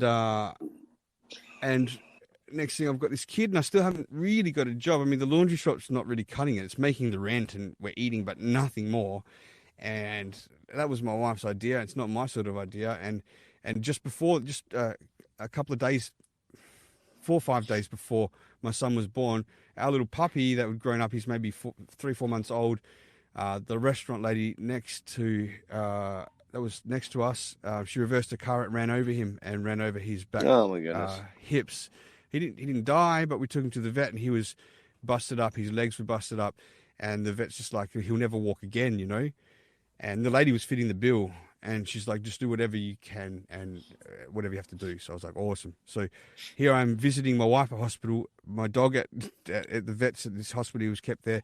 And the day that we got home with my son, I could also go and pick up my dog. And I took him home, and I had to carry him because he was all braced up and stuff. But then he just stood up, and he was walking, not properly walking, but he was walking with his legs. And I knew he'd be all right then, if he could, he could do that. So Ozzy's coming back to life, which is great. I've got a son on the way.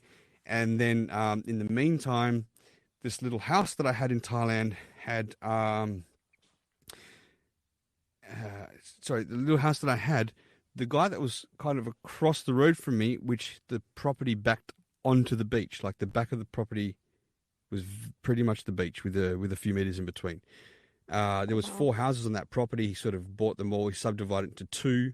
One with land and one with one of the houses still on there, and it was for sale. And I'm like, God damn, I need to get this fucking property because it's got a yard and it's got the kid now. And I knew the kid was coming, but not when I bought the first house. We found out after. And so I tried to do a deal there, and I tried to do a deal where I could sell my first house and get this second house. Anyway, I managed to pull that together, and I ended up getting rid of the first little house I had, and just across the road, 90 degrees is the next house.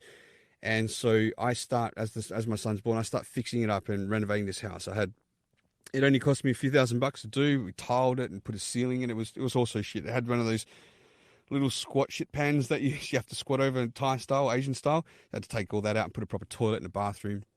And then we had a little place, and I was so happy with this place on the beach because I broke down my back wall and I put like really thin pool fencing so I could just see the ocean from my lounge room, and you could literally kick a ball from my yard to the water. And that was my like serene place for quite a while. My son's got memories of that place too, when he was a little baby growing up, as a kid, and we lived there. But I'm still running out of money because I am not really working. By then I fix up the house. We get rid of the laundry shop because we've got the house now, and the laundry shop, we didn't need to live there and pay rent and stuff, right? So we're sort of like running out of money. And I'm like, what do we do here? What do we do? I was kind of blessed that down the road from this house that I bought was this one street. It's about a mile long. And it's a infamous street that you can Google as well, called the Fitness Strip in Thailand, or Tiger Muay Thai Soi, or there's all these different names for it. And it's a mile of Muay Thai gyms, MMA gyms, healthy eating, massage places, you name it. It's all there, right? What they didn't have there was this float tank that I've been trying to build for the last couple of years that was just sitting there. So I said to Tank, I said, listen, man, I'm running out of cash, and I need to do something, or I'm going back to Australia. Like, let's build this and let's make a business out of it. Let's put it somewhere on that street. He's like, I don't know if it'll work. I'm like, well, let's fucking do it. Let's see. Let's try it. Let's try it. I had nothing to lose. Maybe he did. He maybe had some money to lose. I sort of had nothing to lose at that time.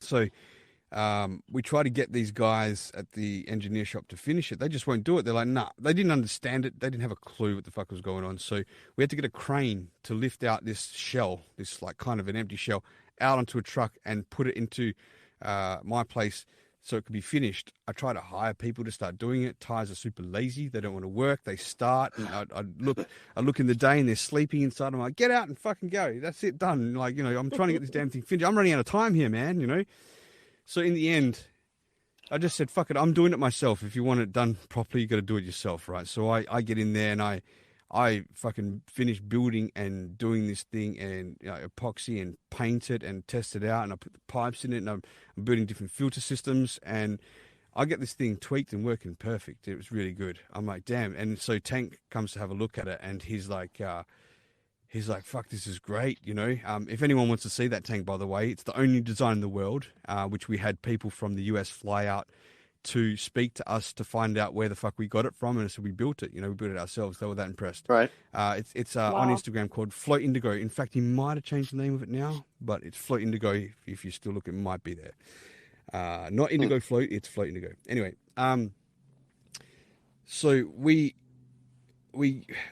need to start a business now. I'm actually got $300 left in my pocket at this stage now. $300. It's do or die for me. Like, it's not even a flight home for one person, I mean, I could have borrowed money from folks if I had to or whatever, but I'm just like, Tank just came, he had a little bit of cash, so I'm like, I need you to help fund the opening of the shop, and I'll pay you back my share, He's like, and we're good like that. We've helped each other out like that both ways a couple of times, right? So he's like, sound, let's do it.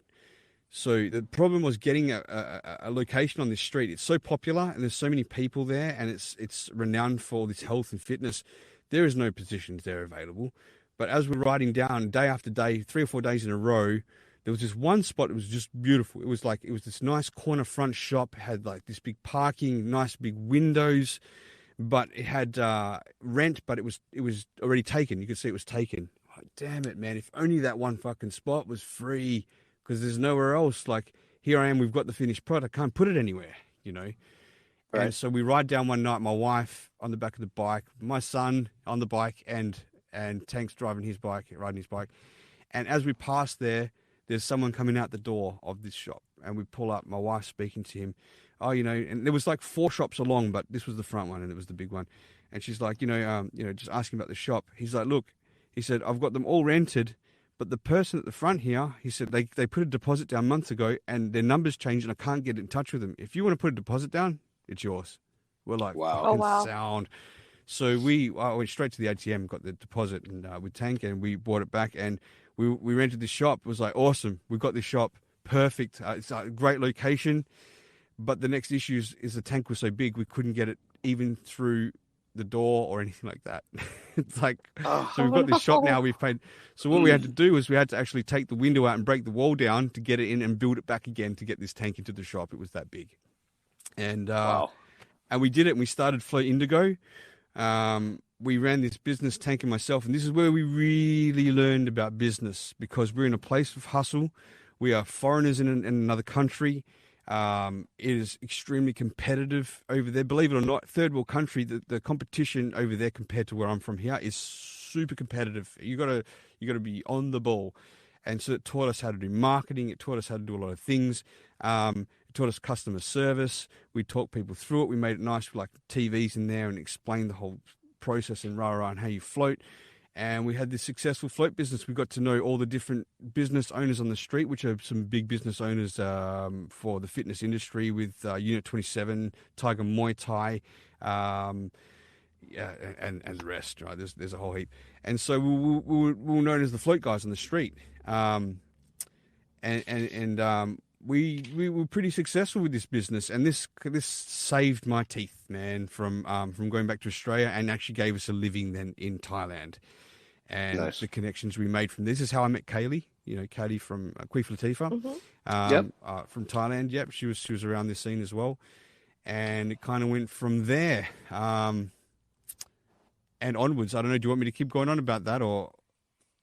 Well, let's shout out to Queef Latifah, who's in the audience right now. Yes. So, and it's not that I don't want to hear more about it. I definitely do, but I do want to, because I want to focus a little bit more on your kids and your family.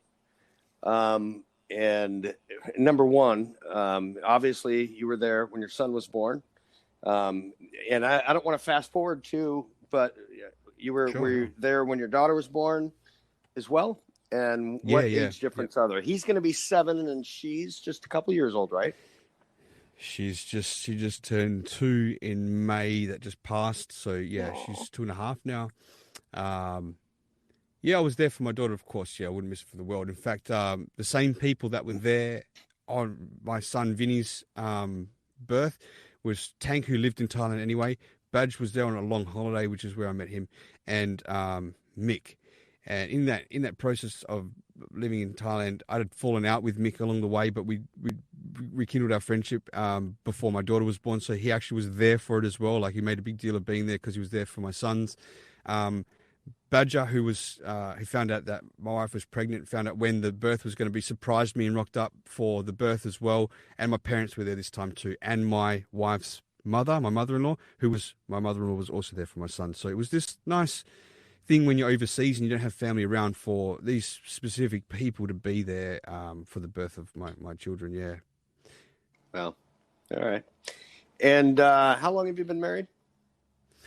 That's a good question, because I had to really think about that this year when it was our anniversary, but it was 7 years. So my wife and I, obviously I got engaged to her out here in Australia to ourselves, but when I went to Thailand to live, I couldn't just stay there in Thailand, so we had to do a visa thing. So we went to the registry office a couple of weeks after I'd started living in Thailand, went through the process of getting married. We didn't have any ceremony or anything like that.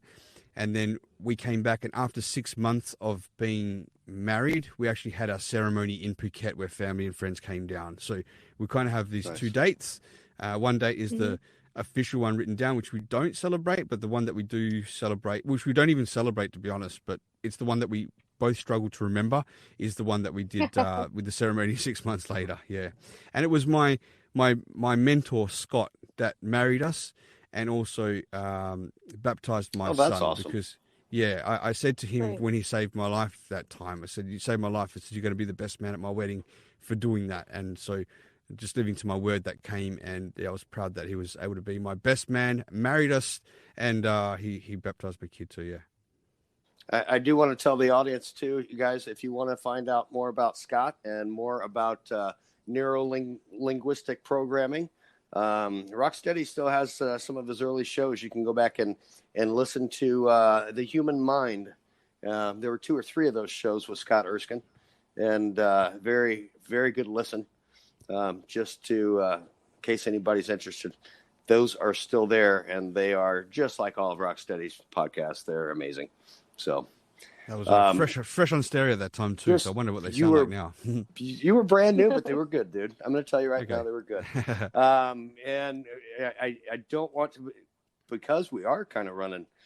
You just tell me whatever. I'm cool, man. Not a problem. Here's what I want to do. Let's shout out the audience. In fact, Rock, if you wouldn't mind, shout out to your fans, because, well, you know what I mean. I'd love to. So in the audience, we've got, and a big thank you to everyone here, is we've got legends, Queef Latifah, May the Poet, MC Funk, we've got Nanya, Wow Your Soul, Mr. Bombastic, Spawn Banderas, Cunny McShitballs, Brucey Boy, Y Nino, and Juice Rock Carson. Thank you very much for listening to this long story of mine. We're good. That's a great story, though. Should we pop a couple messages? Let's do that. Sure. All right. I'll hit him. Here's Lisa. Hey, Rocksteady. How are you? Hey, Dave. Hey, Sam. Hey, Lisa. Hi, Lisa. Hello. Again, she's waiting. It's like she's waiting for us to answer. I love that. Love you, Lisa. And Boobastic. Hey, can I just say very quickly that I really feel like at 4:18 in the morning, British Standard Time, I feel like I'm on Netflix, just watching the most captivating documentary of all time. Just hearing Rocksteady talk. No disrespect, Sam and Dave. No problem. It's like watching Squid Games, but on stereo. Like, it's insane. It's like, oh, that happened, but that happened, and then that guy did that in Mexico, and then that guy did. It's all mad. It's all crazy. I feel like I'm binge watching a fucking series. Do you know what? Don't make a part pi. Make a part pi squared. Yeah, pi squared. That's a madness. That's infinity. Thanks, man. I'm sure we can keep going. I've hardly been saying anything because I'm so captivated. So yeah, I get it. Thank you very much. I'm curious. After last night's yelling, thrashing we got from Daenerys Stormborn, I hesitate to, but I'm going to punch this. I am Daenerys Stormborn. I know, yes. I know who that is too. There was more. You can hear the whole thing if you want, but. Oh no, that's all good. I know. They don't even realize they were probably involved in the story earlier yesterday. That person. But yeah, go ahead. Gotcha. And Juice Rock Carson. Holy shit, Rock. 240 kilos is 529 pounds. Like, unless that guy's like 9 feet tall, he was a big boy. Holy shit. He's 6 foot. 6 foot. Wow. Yeah. May the Poet. Sorry, I'm trying to keep up with your show, but my ex, his roommate's in the hospital, pretty sick, and a lot of text messaging going back and forth. And a friend's father passed away suddenly. His birthday was just 2 weeks ago. The dad, at least, and somebody I had a lot of respect for. So I've been trying to clear my head. Between the TV set, the text messaging, and the radio on stereo, I'm trying to find something to direct my attention into something else before I go to sleep. I sound a little better, but the anti-nausea medicine that's like $200 a box is actually helping that, because I'm feeling sick to my stomach with everything I've heard tonight. Quite sensitive. Being an empath is a bitch. I hope all blows over and is as good as can be as soon as possible. I hope so too. And stick with us. We got a little bit left. We'll stick with us. That'll take your mind off of it. I hope. But best to you. Here's Juice. Well, did you say you named your son Vinny, huh? Vinny. Wow, that just proves it that Rocksteady is so Italian that when he went through puberty, he had combination skin. It was oily, virgin, and extra virgin. That's right. That is truly amazing. Rocksteady, he's so Italian that just one spoonful of his bathwater is all you need to make authentic Alfredo sauce. That's right, everyone. MC and MC Rock. MC Oh man, no Rocksteady. kidding. MC Funk's here. I mean, I'm MC Rocksteady. Who's this MC Funk guy? Yeah, I know. My fault. And Bruce. Rocksteady, what a story, bro. Spun out. I just met you before you went to Thailand, so yes, a few things make sense now. But yeah, great work, brother. Thanks, man. And True. Queef Latifah. Yes, shout out to Rocksteady, the first person to ever tell me not to go in a float tank if I have a little nick or something on my toe from training, because you're getting into a giant thing full of salt and it'll distract you from the experience. And I was like, I got this, bro. I did not have it. I mean, I made it through the float and it was a good time and everything, but I was still like, instead of getting the full relaxing experience, it was like relaxing, and then every 5 minutes you're like, fucking stings like a bitch. But it was a good time and it was a good business and they did well. So, yes. And then Regis. Oh shit, it's Sam I Am and I am Dave. What is good with you guys? Oh, and Rocksteady here too. Hey, do Rocksteady still sound like Jason Statham? Anyway, just trying to see what's up with you guys. Hope you're having a wonderful, wonderful show. Thank you. Nice. Thanks for listening. stopping in. Oh goodness. All right. So Rocksteady, what? Unless sweetheart, I feel like if you've got something, but otherwise. No, I mean I'm okay. I've been just listening. Nope. All right. Well, I feel like I'm just in the audience, being captivated by all the stories. It's great. I guess one question I had, and you don't have to go too deep into it. What made you want to start a tattoo shop initially? Yeah. So, again, another story. But what I'll say is that while I had that float shop, the success that we felt from achieving what we felt was all the odds against us, and again, it was the army experience which gave me that drive to not let down this opportunity. Like, if I want it, I've got to stick to it. I mean, down to my last $300. It's like, if you want something as much as you need to breathe, you do it, and that was that kind of mentality at that point in my life.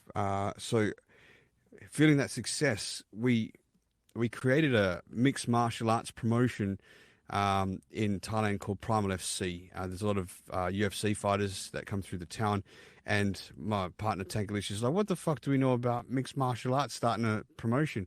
I'm like, what the fuck do we know about float tanks? Let's just jot it down and let's give it a try. We started this really successful event, I should say. It didn't end up seeing through from a whole bunch of reasons, COVID being the main one. But we threw a really successful event in Phuket. If you want to look at that on Instagram, it's called Primal FC. It's called Primal Fighting on Instagram.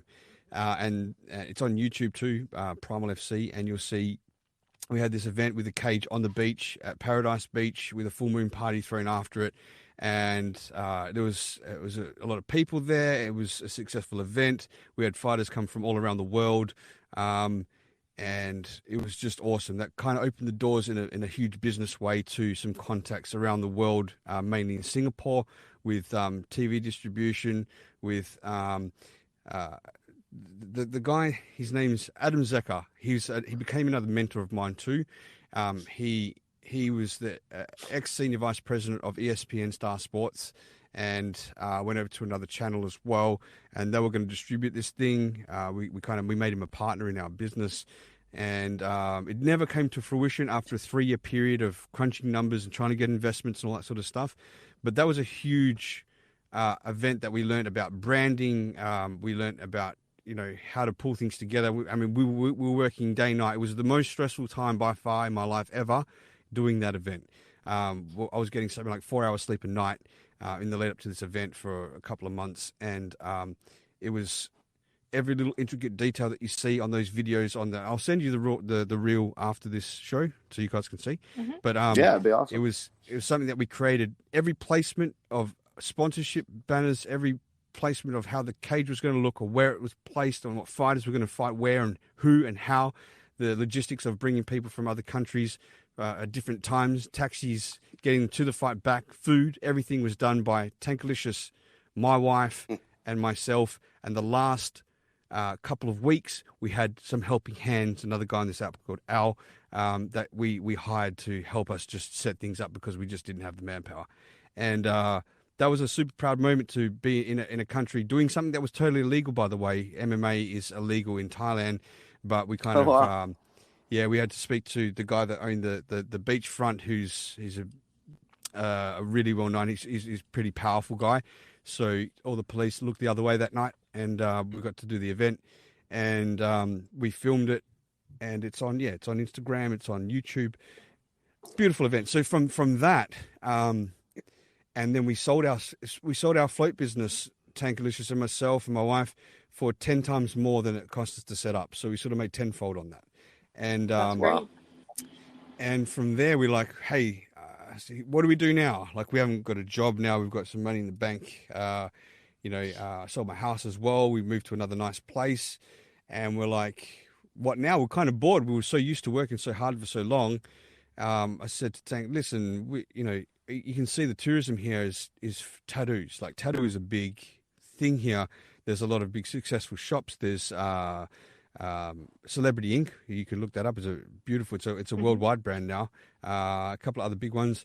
Let's try and crack the market. Let's create a brand and do it and get into it. And he said it's so competitive, and we've got to make it nice. We've got to make it high quality. We've got to make a nice logo and all that stuff. So I came up with Inked in Asia.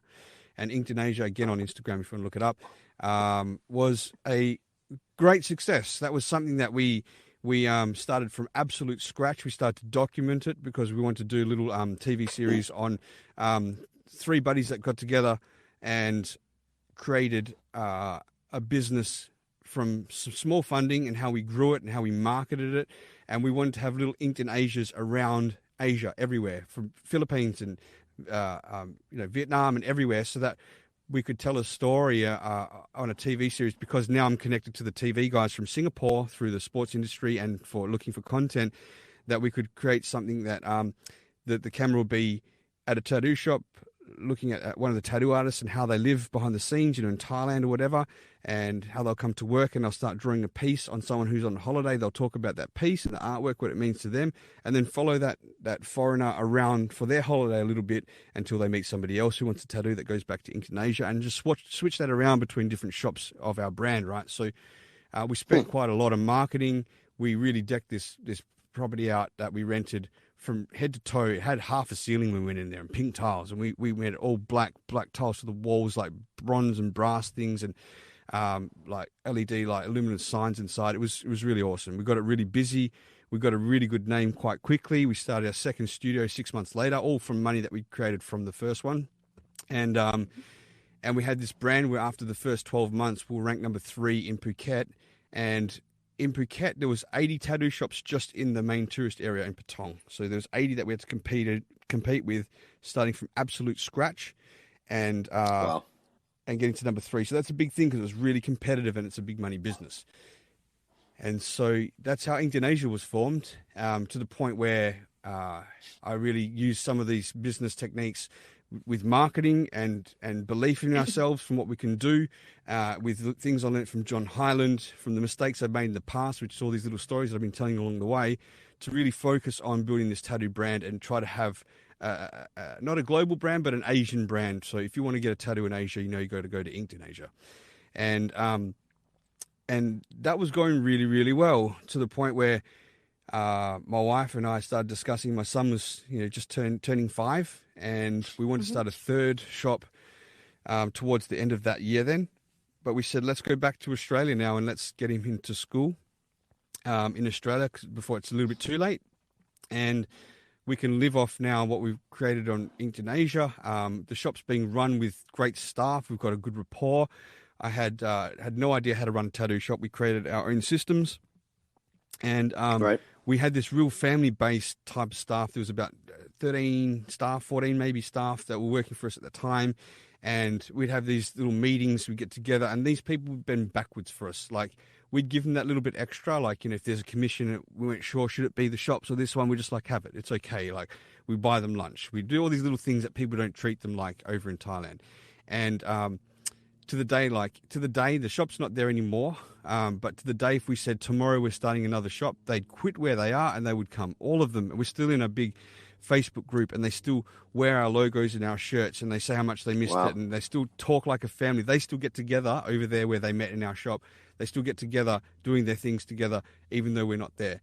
And it was a really great unity that we all had. And I knew that I could trust everyone there, and it's a very hard thing to do in Thailand, is to trust people there. But I knew that everyone had each other's backs. We had cameras and all that stuff and a good system, but we'd talk. Sometimes you get people that are just whingers on tourists when they're on holidays in places like Thailand. They whinge at everything. They whinge at the food. They whinge at this and that because they think they're almighty because their dollar is worth more. Those people still came through, and they might talk like that to my staff. And I'd always go in and have my staff's back, and we'd always talk our way out of it together. Like, there was one particular guy, Otto. He was fantastic, and we'd talk our way out of it together, and they'd leave. And we can't believe that we just kept getting fucking 5-star reviews all the time, and customer service and the cleanliness of the shop and things like that. So when we came back to Australia, we could live off that, which was great, but then COVID hit, right? So everything sort of shut down. We try to hold on to these businesses, but the rent is not cheap over in Thailand in these main areas. It's actually really expensive. And so we're sort of forking out, and we had to make a decision. Do we carry this to whenever COVID finishes, or do we quit it? And not being there is really difficult. So with a really heavy heart, we came to the decision we had to shut it down and sell what we had left of the equipment. So all up, the investment in this place for me was about $150,000, and I made a mistake putting all my eggs in one basket because I was seeing the long-term plan, and I knew that was the money, that was going to be the pot that was creating things. So put the money in the pot, let it grow. But I should have diversified a little bit, and I didn't. So when something like this came along with COVID and we had to shut, it was hard for me, particularly because I knew that I was just getting wiped out to financially be wiped out to zero. And so suddenly, from coming back thinking I'm going to work 2-3 days a week just to pass the time, and we've got the business there, I'm now having to find something to work and survive for the family now from scratch, like I'm a fucking in my 20s again, like early 20s. Or even before that. So that's kind of how it ended up, and how we ended up losing Indonesia. In fact, funny that we bring the story up now, but literally about 4 or 5 days ago, I spoke with Tank and I said, listen, man, because Thailand's still quiet. There's still no tourism because it's lockdown. It's opening, I think, next month for the first time. Oh, wow. And I said to him, because all the guys that work for us, they can't do any tattooing to anybody anyway. There's no one to tattoo, right? So they've got jobs doing deliveries and things like that. And now they're talking in that group. They're like, oh, look, people look like they're starting up some shops again, some small shops here and there. And so I spoke to Tank and my wife, and I wrote in the group. I said, listen, we've discussed it, and if you guys want to continue the name of Indonesia, go for it. Like, you can have it, you can do it. There's no money involved whatsoever. Take the website. Here's the signs. Like, because we still have bits and pieces. Go for gold. And they've all sent like these shocked faces a few days ago. So I'm wondering if they're going to get back to me and go, we're going to do it. I'd like to see the name continue. Yeah. And good for them because they put in the hard work with us, but there's no way we're going to go back and do that anymore. So better that it lives on with them if they can do it, because they were part of that growth. Wow. Yeah. All right. So that's that brings it back to there. Yeah. When and I know we're kind of back to COVID hit and almost to the beginning of stereo, but real quick, you had mentioned during one of your podcasts with someone, I don't remember who it was, but you were watching with your son Scooby-Doo, and you mentioned to your wife, and she got a little you didn't say upset, but pissed a little off. bit. A little pissed off, yeah. And I think the reason that you explained is go ahead. You explain it again. Okay. Why was she Yeah, pissed fine. off? So,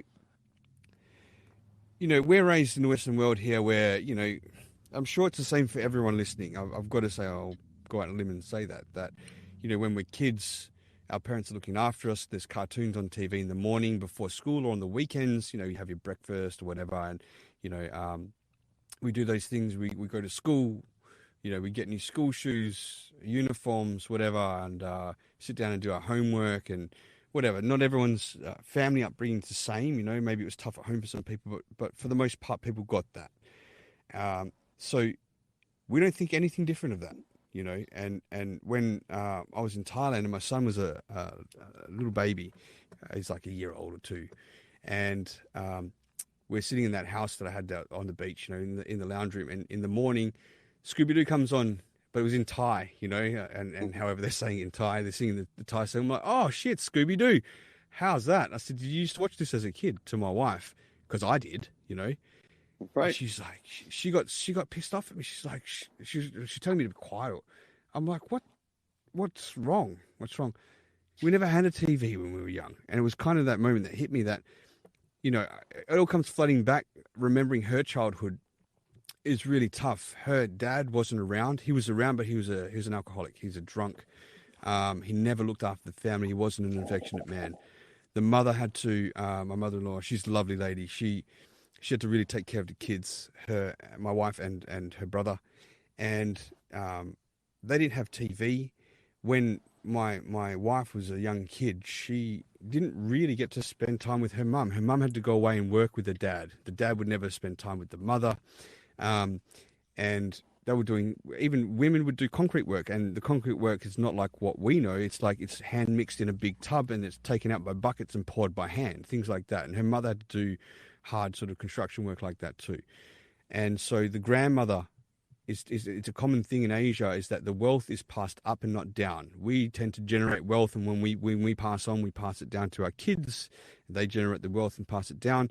But over in Asia, it's different. Like someone will have kids. The kids will get looked after by the grandparents. The parents will go out and work and send money back for them to survive. And when the kids get old enough, the parents can retire at home, and the kids will go out and work and then have a kid and then send it to the grandparents. So they're never creating wealth that way.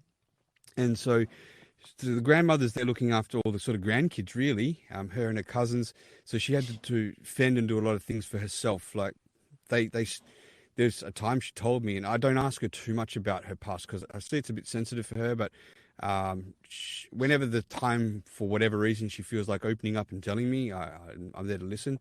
But she's telling me one time that it was raining and they didn't have a house, and so they had to have a tarp, like a plastic tarp, over them while it was raining, and sleeping on a wood pallet so that the rain wouldn't wet them when it was on the floor. Like, that's the sort of stuff she lived in at one point in her life anyway. And I know for her grandmother, and even to the day the grandmother sleeps like this, it's like a big tree house. It's some wooden steps in a wooden shack with open windows. There's no aircon or walls or gyprock or anything like that. And it's just one big room. And when I say big, it's as big as a lounge room, maybe. And there'll be her grandmother sleeping on the floor with a pillow, and same as her uncle and auntie and all that. And that's how they sleep. Her mum's a little different. We managed to set her up so she's got a brick and tile normal house. It's kind of a big, simple house, but they've got like air conditioning and they've got like beds and things like that. And we tried to buy a little bed for her grandmother and things like that. And she started sleeping on it, saying, "Oh, it makes me sick." She can't do it. Like, she can't sleep on a mattress. She's got to sleep on that wooden floor with a pillow. They're so used to it.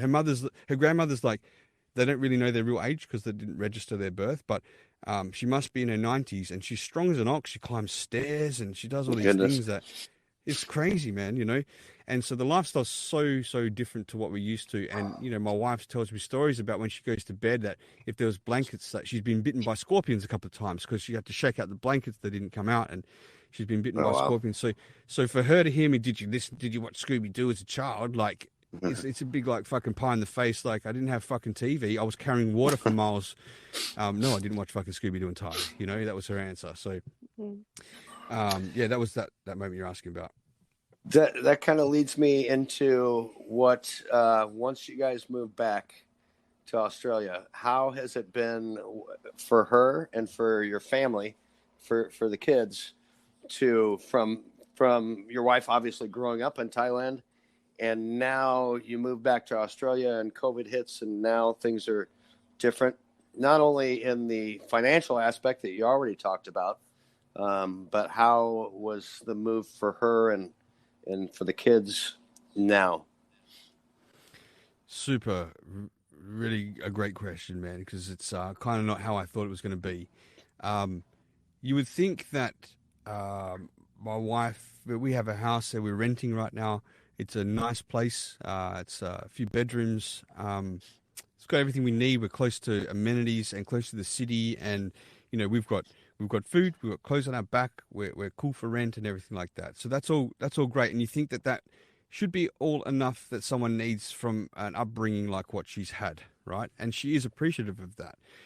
However, this is what happened when we came here: is that my wife adapted here pretty easy, probably the easiest out of us all. Okay. My daughter was only 9 months old, so she it was neither here nor there for her. She got to at least hang around her cousins and her grandparents and stuff, my parents, from a young age, so she knows no difference. She has no memory of Thailand. My son and I took it pretty hard coming back here. I took it hard because I started to become culturized over to Thailand, still with the Western flavor in Thailand, but with the Thai flavor back this way. It was so strange. Right. I didn't expect that of myself. All the little things like, before I went away, I had loads of clothes and bags of clothes and stuff. Over there, I give them all away. I don't need to wear all that shit. And I became really humbled by living there. And the things that I thought were important before weren't so important anymore. I'm a really extroverted person. I was extroverted also in Thailand, but over time, even though we were around people, not being around friends and family for 6 years almost felt like this beautiful island was a beautiful prison in a way, that we were stuck there. Like, I had friendships, but I didn't have any friendships like I had with Steve, my Tankalicious, right? He was like a brother to me. We relied on each other for everything. And so my wife's family was like a 22-hour drive up north. My family was in Australia. We never had our kid babysat or anything as we were growing up. So we were really just this close unit with Steve all of our lives. So when I came back to Australia, I suddenly get this feeling of social anxiety. I don't want to be around big groups, big crews of people. I don't like going in shopping centers anymore. But I did it over there right up until when we left. But over here, it's different. And so adjusting back was tough. And then knowing that you're falling back into the average rat race was tough, because over there I could try and chase those dreams and aspirations, building float tanks, creating mixed martial arts promotions, starting tattoo brands. And over here I have to go back on the tools as a handyman. It's really deflating. Not just for the physical part of it, which is, I don't mind, but I'm a business guy now that's become like an entrepreneur. I'm someone who loves to do these things on podcasts like this, right? Like, speak to people, try to connect with people in different ways. And what can we create? And like, can we do a brand here? Like, can we do some episodes for this? Like, I love that. This is why I love stereo so much. I'm getting that interaction and I'm thriving on that intellectual stimulation that I just don't get now anymore, or from meeting people in the streets and stuff like that. And it was really deflating. So I didn't get depressed, because I've been depressed before and I know how to not go back to that point. But I felt down, and the load on my shoulders was quite a lot from now having no financial security at all because of COVID that's wiped us out. And that's a tough pill to swallow. Now, my wife, she knows she's safe and well and secure at home here. We've got the roof over her head and everything. But she's expressing parts of anxiety now, because we haven't got the security of financial security behind us anymore. And I am too, to be honest, because it took so much work and so much stress to build it all up to that point that it was just gone in a heartbeat, man, just like that. And now I'm in this rat race where my son, who used to have me around every day, drop him off at school, pick him up in Thailand, because I'd work through the day in the middle and I work at home from my phone. To now Dad's gone in the morning and he's back at dinner time, and he starts experiencing anxiety. Over in Thailand, Right. we used to sleep in big rooms with whole families would sleep in a room. That's just the thing, right? So we'd have like a massive bedroom with two double beds together, and it's like us and the kids would sleep in there. And then I let my brother-in-law and sister-in-law stay with us with their kid in our other room, that we had in our house. It's like it's a big family thing. It's really quite easy to live together over there compared to something like here. But then my son comes over here, and now the bedrooms aren't big enough. He's scared at night. Like, why are we not sleeping together in the same room? He's thinking there's a problem with the Wow. family. He starts to play up a Oh. little bit, it plays on his mental health. And so I've had a tough run with my son mostly. He went to school. He speaks perfect English. He doesn't speak any Thai, but yet he's still got part of a Thai mentality. So he had trouble mixing with the kids. And I could, it was breaking my heart for this kid. And I'm thinking, we made the right fucking decision. Here we are. We come back to Australia, lose everything. My kid's fucked up. I'm feeling fucked up. And, we've got nothing. And it was really difficult to get to this point. And this is where stereo sort of saved me. It saved me. I've got to say that in a way with the people I've met like you guys and other friends along the way, having these conversations to vent it out, helped me through a time that was tough. Christmas last year was tough for me, and it was January when I jumped on this app, and it all changed from there.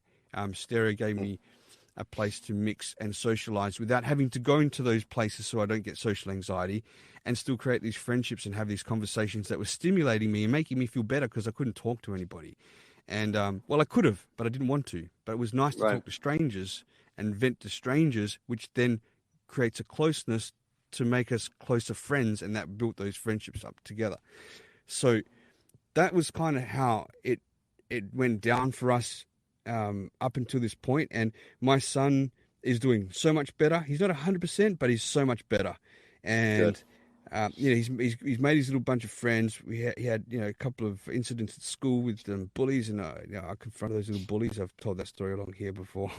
And basically, if you caught them before. Well, I caught and him.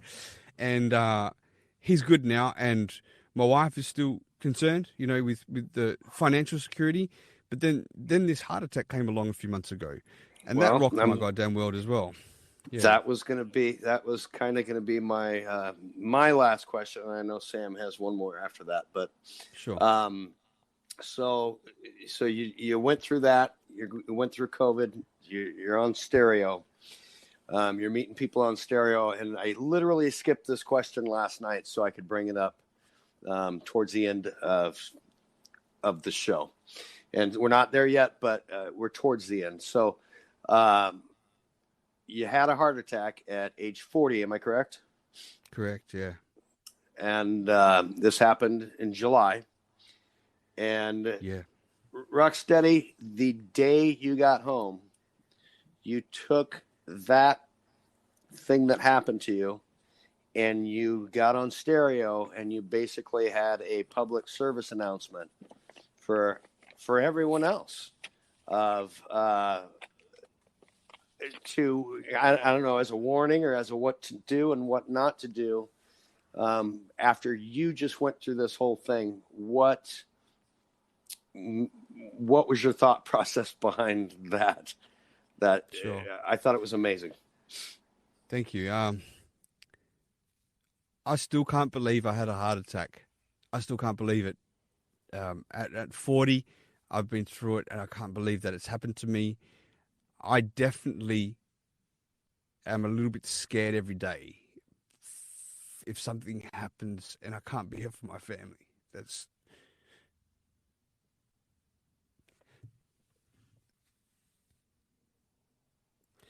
something. Take your time. I feel like I failed them because we lost everything, and what's left for them to be secure. What would happen? I don't know what would happen. I still don't know to the day. I can't die yet.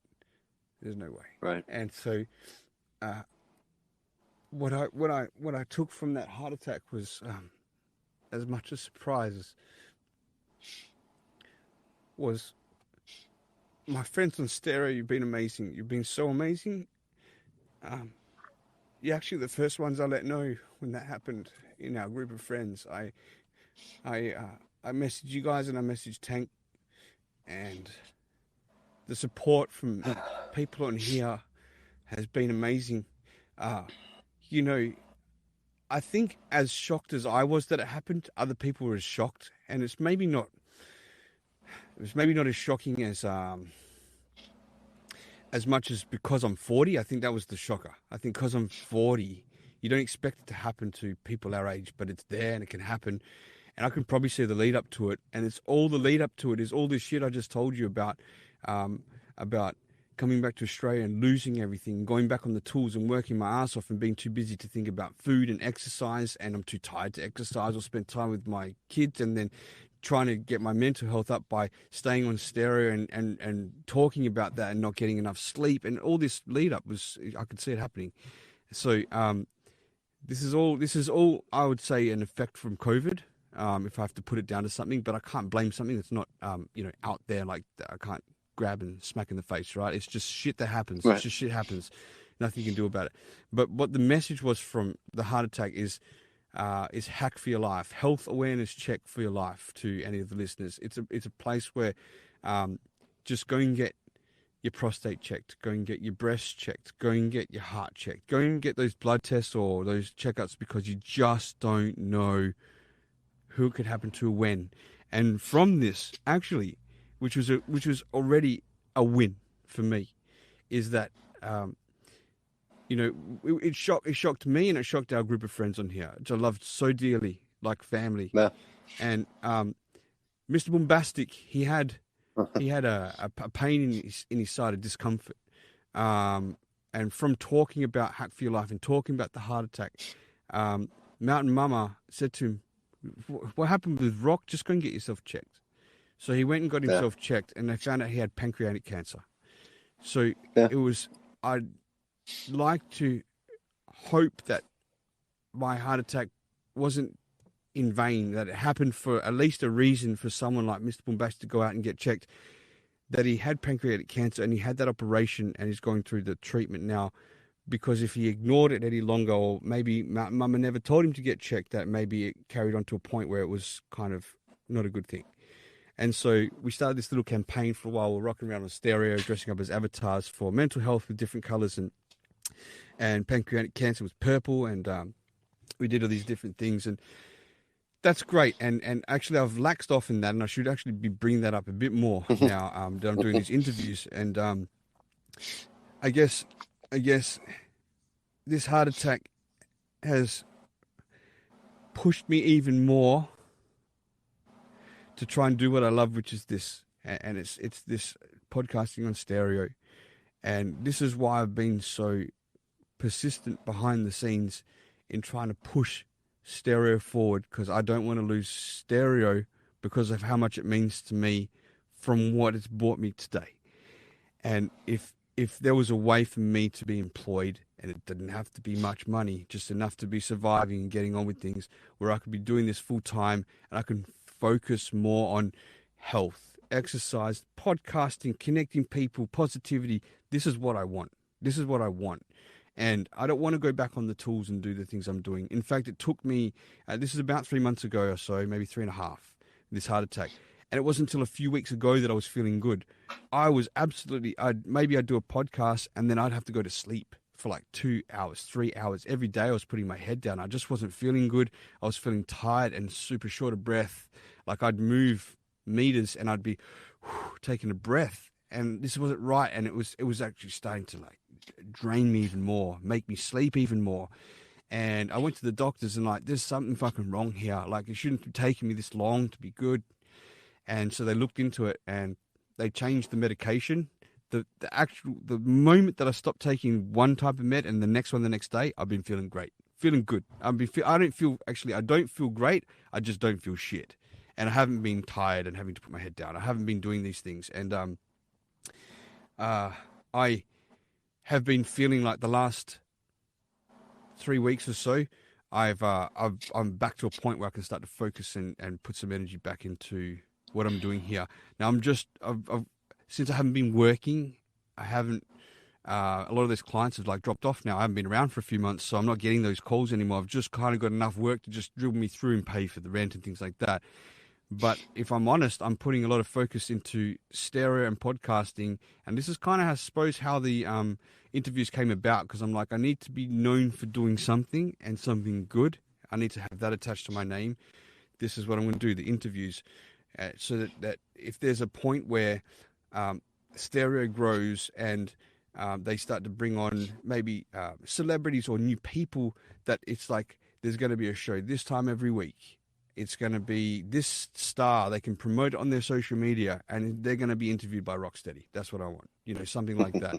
And it does feel like a promotion thing, for stereo, and it helps build your credibility in the podcasting world too, I guess, to try and do something where I can earn an income, and at least if I'm going to die, I die doing something that I love again, not back on the fucking tools. Yeah. Well, Rocksteady, I think you already know this. Go ahead, babe. I was going to say, darn, you just answered my question. What's next for you? However, I was going to say, I think anything you put your mind to, you're going to do. You've already proven it time and time again throughout every story you've told us throughout the last 2 days. And, I have no doubt that you're going to do big things. Thank you. I appreciate that. And Rocksteady, what I was going to say is, I love your interviews. I love listening. You are an amazing interviewer. I think, like I called you yesterday, you're an amazing artist. I think we asked at the beginning of yesterday's show if you're a fixer, and you are, and I mean that in a very good way, because Rocksteady, you're an amazing man, and I am proud to know you, and I'm proud to, well, I guess based on this episode, I'm glad to call you a friend. And I think everybody in the audience feels exactly the same. And what an amazing story, and what an amazing man you are. And thank you for everything you do. Simple as that. Thank you, guys. I just want to say thank you. And I'm on the flip side of these interviews right now. You guys are giving me the interview, which I appreciate so much. And I know now more what it feels like from this perspective. And when I created these interviews, conversations, and also We Are the People, Strangers to Friends, I found myself leaving those conversations because I got to find out how much, a lot about that person, and really feel connected to that person. I always wondered what it would feel like on the other side, because they're telling the story, but here's my analysis as well that I told you at the start of the show I wanted to give to you. Yes, you guys have done, thank you very much, Spawn Banderas, thank you, man. You guys have done a great job in making me feel listened to, part of this episode, of this show that you're doing on me here. Totally interested in everything that's being said, and compassionate at the right times. I think you guys have nailed the interview, and I'm really happy that there's another couple on this app that can do those sort of things with the interviews, and I hope that to see you guys do it more and more and more with other people too. I appreciate your support and everything that you've done, and I appreciate the kind words. I mean, you have fluffed wind up my skirt so much in these shows. I'm just thank you so much, and you're making me feel like a fucking rock star, and I'm not. I'm just another guy like us, all of us on this app. And I promise you something, I am absolutely dead focused to try and reach somewhere in this podcast world. I'm determined to do that. I don't know how long the time process will be, but I'm not stopping at all. And it's probably taken me all my life to get to this point. You don't really know what you want to do. You don't really know what you love. But I've always had an interest in podcasting for wanting to do it. And I definitely have had a fascination and heavy interest in listening to podcasts for years now, in a decade. So it's stereo that's brought to my attention with the ease of podcasting. This is it. It's taken all my life with the things and experiences that I've explained to you, with the stories that I've told here, to know that this is the focal point for me.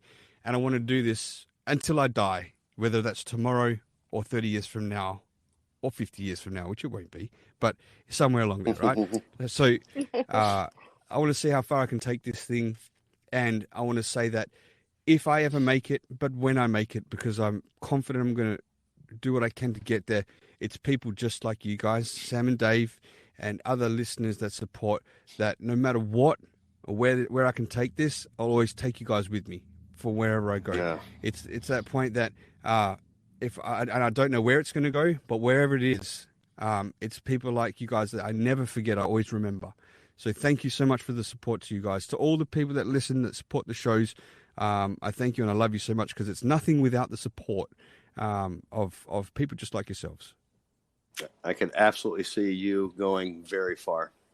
I absolutely could. We do have some messages. I bet they're pretty nice things about you. Hopefully. So I do want to play those.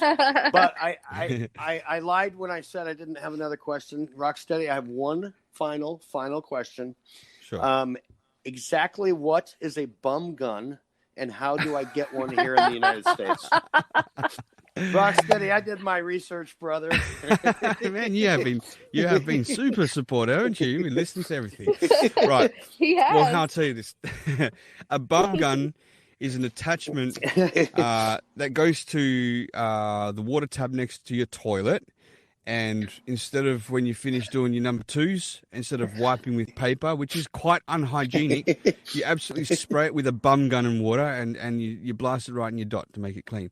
No, you don't have to rub your bottom with it with your hands. You said in your dot. Right in the dot. You people don't know how to use it properly, right? It's all about squirting with good pressure and then dabbing dry with the toilet paper. So you use less toilet paper. It's much more hygienic because if you get dog shit sprayed in your face from a weed whacker, right, you don't just wipe it off with tissue. You go and wash your face. And that's what the cleanliness is. Now, how do you get one? Dave, you send me your address. I'm going to get someone from Thailand to send you one, like a legitimate one from Thailand. All right? And then you'll thank me for the rest of my days. That's the deal. It's a big thank you for what you've done here to me, you guys. Absolutely. All right. Sweetheart, do you want to hit the messages or? Sure. Let's go. May the poet first. All right. But I agree, Rocksteady, you should write a book. The story's interesting, and it would probably should be called like Surviving the Outback or something like that, or something a little more closer to your genre. But I did listen to pretty much everything you said last night, and I completely spaced that there was going to be a part 2 tonight, and then I really spaced when my news came in. But bathwater turns into olive oil. Not too sure about that one. That's like saying water turns to wine. Let me ponder on that for a little bit. That might keep my mind going. Interesting. Possible? Let's go into the unknown. The truth is out there, as the X-Files would say.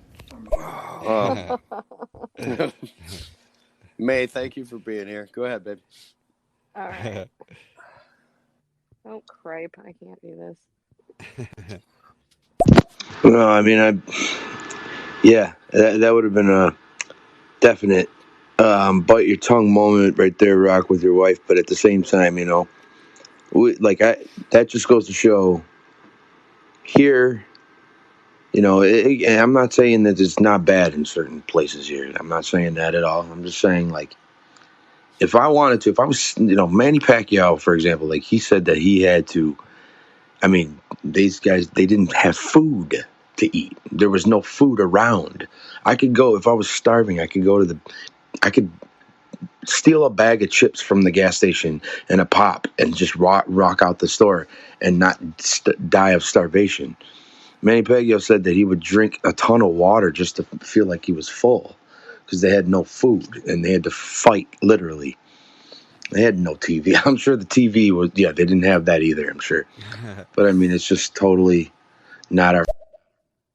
Yeah, it's very different to what we know, Absolutely. Yo, I'm just swinging through to say what's up to the room. Rocksteady, I am Dave, and Sam, I am Dave. Saying it like that is pretty cool. Thanks, Joshua. All right. Okay. Do you want me to pop? Are you right there? Or? Yeah, I'm here. I'm not good at popping them. If you'd like to pop them, that'd be great. That's fine, not a problem. Who we got next? We've got Joey Butts. You know, sometimes I think about that with Roger. Like, my man had a heart attack. And I was really, dude, I was kind of shook from that.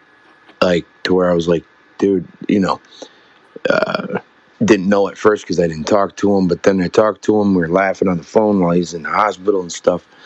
And now that he's out, I remember at first I was asking you, Rock, like, how you feeling, man? How you feeling? But it's like he's so resilient. I mean, look at him. You know, I know I don't see him, but I mean, like, he doesn't sound like nothing ever happened, you know? So I feel bad that I don't ask him still, you know, how you been feeling and everything. But you can't keep a good man down, you know what I mean? And you can't stop this guy's hustle. That's what I'm saying. Like, I get it, man. You know, I'm not able to do the things that I'm good at and make money doing it. And this is the next best avenue, I think, for all of us. Thank you, brother. I love you, Joey, man. You've really been there as well. One of my friends that's been there a lot. So appreciate you listening to the show, man. Okay, we've got Gomez up next. Hey, Rocksteady. Hey, I am Dave. Hey, Sam, I am. Hey, guys, going today. Do that. Gomez out. Thanks, Gomez. We're doing just fine. Thanks to these lovely people here giving me the interview. I appreciate them. Okay. All right, we've got Joey Butts. Rock. Fucking dick. Stop making my face leak. Yeah. See, I didn't think that this guy was capable of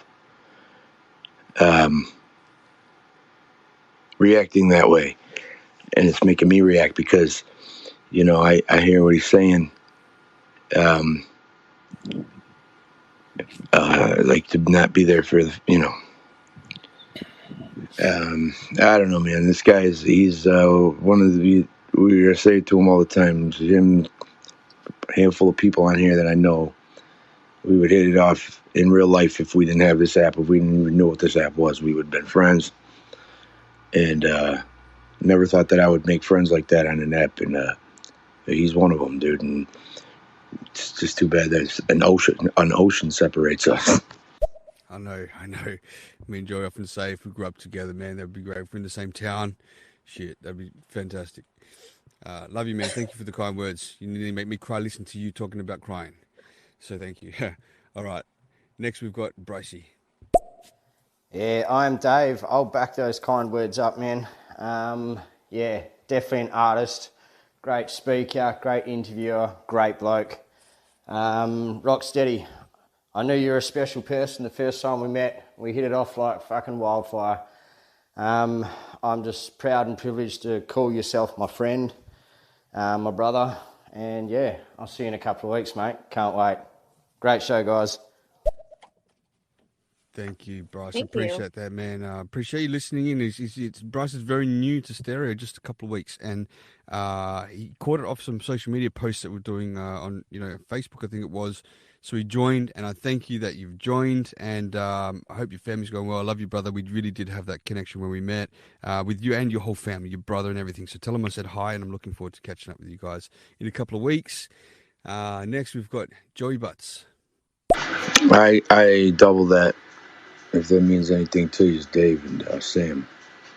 You guys are good. You guys are doing a great job, for sure. Thank you. Absolutely. Appreciate it, Joey. Wonderful. We've got Juice Rock Carson. Well, hey there. I really appreciate the interview stylings of Rocksteady as well as the stereo married couple. Real married couple, by the way. Even though she's way younger than you weirdo. I'm just kidding. I'm kidding. That's what we call hitting a home run. I have a very unique interview style. It usually consists of one question, and I don't usually have to ask another one because, well, I'll just let you know. I say, what the hell's the matter with you people? And then I get blocked and banned.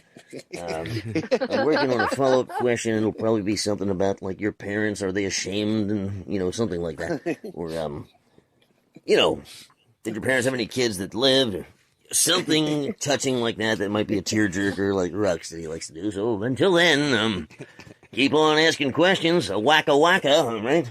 Oh, no, I'm supposed to do hip-hop stuff. Get woke, yo, and go broke, yo.